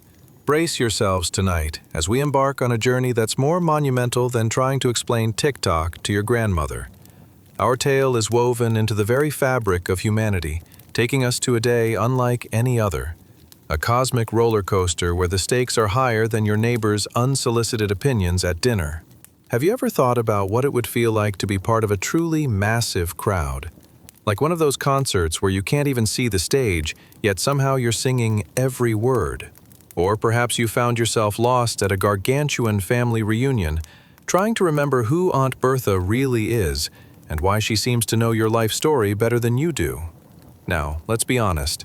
What if that crowd included everyone you ever knew, plus a whole lot of strangers, all in a stark, bewildering silence, barefoot and a little chilly?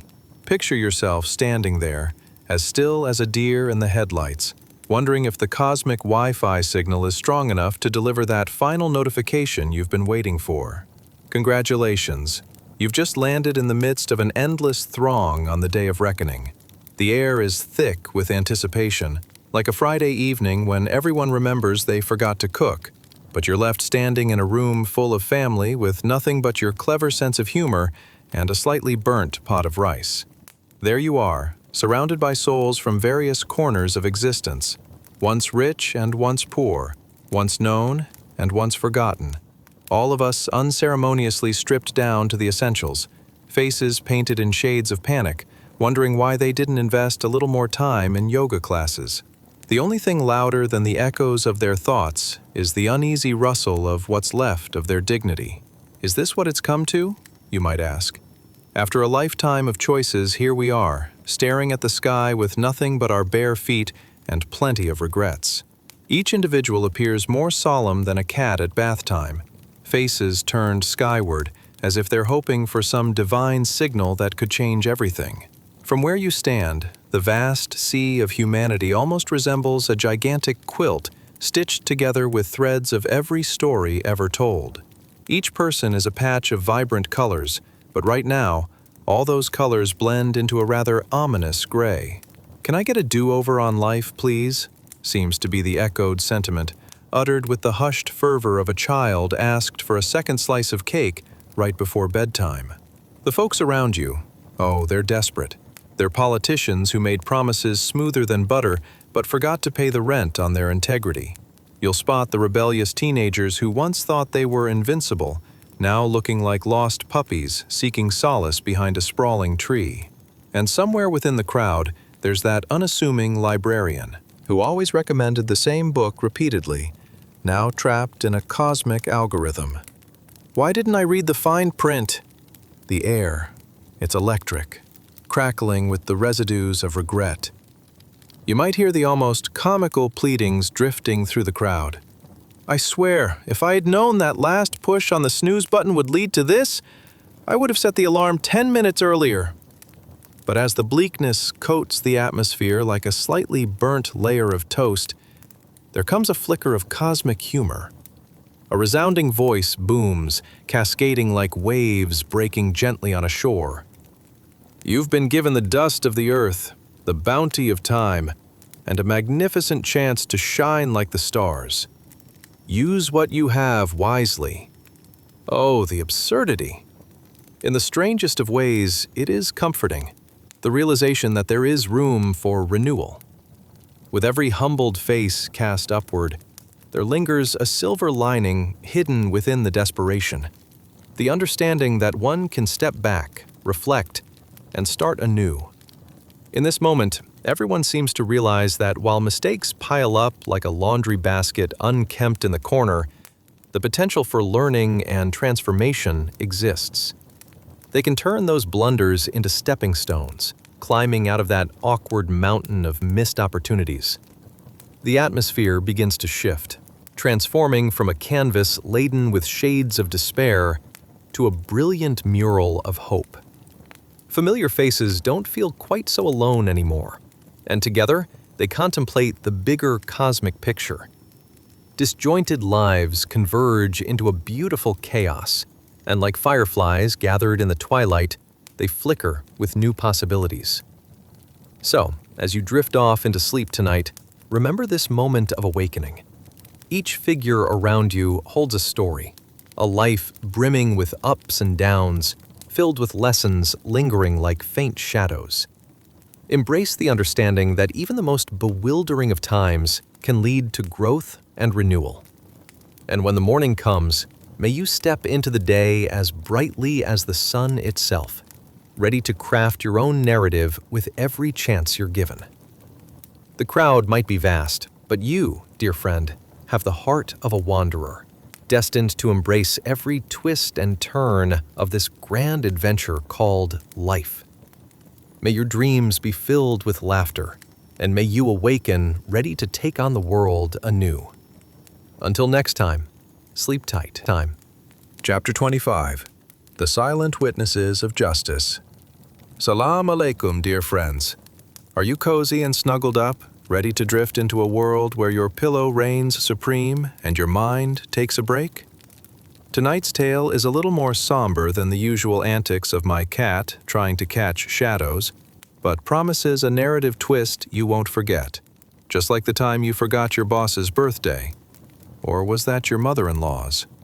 Now, since we're diving deep into the profound and aspirational age of the Prophet Muhammad, peace be upon him, have you ever pondered how it feels to be amidst a crowd so dense that you might lose your sense of direction? Or worse, your easily misplaced car keys? Imagine trying to play hide and seek in the bustling bazaars of 7th century Arabia, where the only thing more confusing than the market routes is attempting to balance your lunch and your dignity all at once. Picture yourself in an ancient gathering, the sun blazing overhead, the smell of spices wafting through the air, and suddenly, amidst the vibrant chaos, your number is up. You've got some explaining to do. Why was the fruit vendor shortchanged, you might wonder, while the curry pot bubbles in warning? Hint, things might get a bit spicy. And just as thoughts start racing through your mind like a horde of runaway camels, you're greeted with an embarrassing silence that feels thicker than a bowl of hummus at a family reunion. Suddenly, the bustling market fades away, and you're thrust into an intense moment more electric than a toddler armed with a slingshot and a bowl of water balloons. Amid your anxious pleas of, "I didn't do it," a divine presence smooths out the chaos. You can't speak. It's as if your mouth has been playfully sealed shut by a mischievous genie. Then, in what could only be described as divine humor at its finest, your very limbs begin doing the talking. Hands, feet, even a finger or two start relaying your history, your deeds and misdeeds, like a courtroom drama unfolding in surreal slow motion. And let me tell you, they're laying down the evidence rather thick. Your fingers waggle, pointing out every moment you skipped out on being kind. Ah, there goes your right foot wobbling in remembrance of that time you forgave a friend, but secretly wished they'd never interrupt your binge-watching session. Your left hand, meanwhile, is enthusiastically recounting your heroic acts of sharing, but only the crumbs of bread left over from last week's dinner. Oof. Let's pause and observe how this plays out. Picture your feet, shuffling back and forth as if trying to dance their way out of trouble, while your hands flail about, trying to plead your innocence. Not so fast, they seem to say, echoing past decisions like harried melodies reverberating through the air. This would be comedic if it weren't so poignant, a cosmic slapstick that somehow speaks the truth of your earthly adventures. Now, the onlookers, the crowd that had been poised like a living tapestry, begin murmuring amongst themselves. Shocks and gasps permeate the air as they catch glimpses of the narrative unfolding before them. "Did you see how that hand slapped the believer?" one bystander whispers, horrified, as if they were at a particularly riveting play rather than witnessing divine justice taking form. The miraculous nature of this strange communication stirs something deep within the gathering, shaking them out of their lethargy like finding a date pudding was secretly crafted with salt instead of sugar. It becomes apparent, reality is way funnier than any sitcom you binged last night. Everyone faces accountability, even if it means entering a discussion with limbs as the spokespeople. As you stand there, your limbs betraying you like the mischief makers they are, there's more than just a sense of embarrassment swirling through the air. It's realization, a profound moment where even the tiniest of actions have echoes. Everyone in the crowd, even the pious church mouse who has been watching from the sidelines, ruminates on their life's interactions as hands and feet begin to tell their truths too. In the end, it becomes a revelatory comedy of errors where witnessing life's tales, both heroic and tragic, is a shared experience all around. Perhaps you might whisper, "Dear hands, you could have chosen a gentler approach," only to find they are busy recounting how many times you chose to scroll through TikTok instead of helping out. Now, as we slowly slip away from this cosmic courtroom drama, there's a flicker of hope. Realization washes over you, suffusing the air once more. Every little choice you made, the good, the bad, and the downright embarrassing, contributes to the fabric of your being.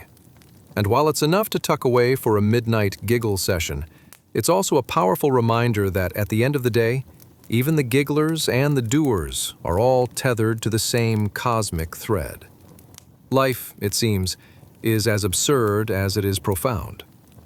So the next time you find yourself embarking on a new day, remember this peculiar day, the conversations of your own limbs echoing the truth of your life, nudging you in the direction of compassion and grace, reminding you to aim to do better. Until next time, sleep well, dear friends. May your dreams mingle with thoughts that inspire, and maybe, just maybe, keep your limbs in check while they're exploring the realms of the absurd. As we bring tonight's journey to a close, take a deep breath and let the stillness settle around you. After wandering through the cosmic unraveling, the trembling mountains, the boiling seas, the stunned oppressors, the final trumpet that silences all things, we've seen how people of the past faced moments far heavier than the ones we carry today. Their days were filled with struggle, uncertainty, fear, and sometimes even a hint of comedy in the absurdity of their predicaments, just as your script beautifully showed. Through every chapter, we met people who endured droughts, chaos, divine warnings, oppressive rulers, and the great unraveling of creation itself. Yet somehow they kept walking, kept hoping, kept believing. They moved through a world harsher and more unpredictable than ours, without the safety nets, comforts, or small luxuries we take for granted. Their resilience becomes a quiet reminder that humanity has always found a way through darkness, even when the sky seemed ready to fall. So, as you lie here now, wrapped in the calm of your room, feel gratitude for the soft bed beneath you, the walls that shelter you, the fan humming gently in the background, and the simple peace of being able to close your eyes without fear. Compared to the cosmic storms and earthly trials of the past, our daily frustrations, the slow Wi-Fi, the long lines, the messy schedules, feel almost comically small. Let that thought ease your shoulders. Let it soften your breath. You've journeyed through endings tonight, not to frighten, but to illuminate how every ending carries a quiet wisdom, a reminder of what truly matters. And now, as the world outside grows quiet, allow yourself to drift into rest. May your sleep be peaceful. May your dreams be gentle. And may tomorrow greet you with clarity, gratitude, and calm.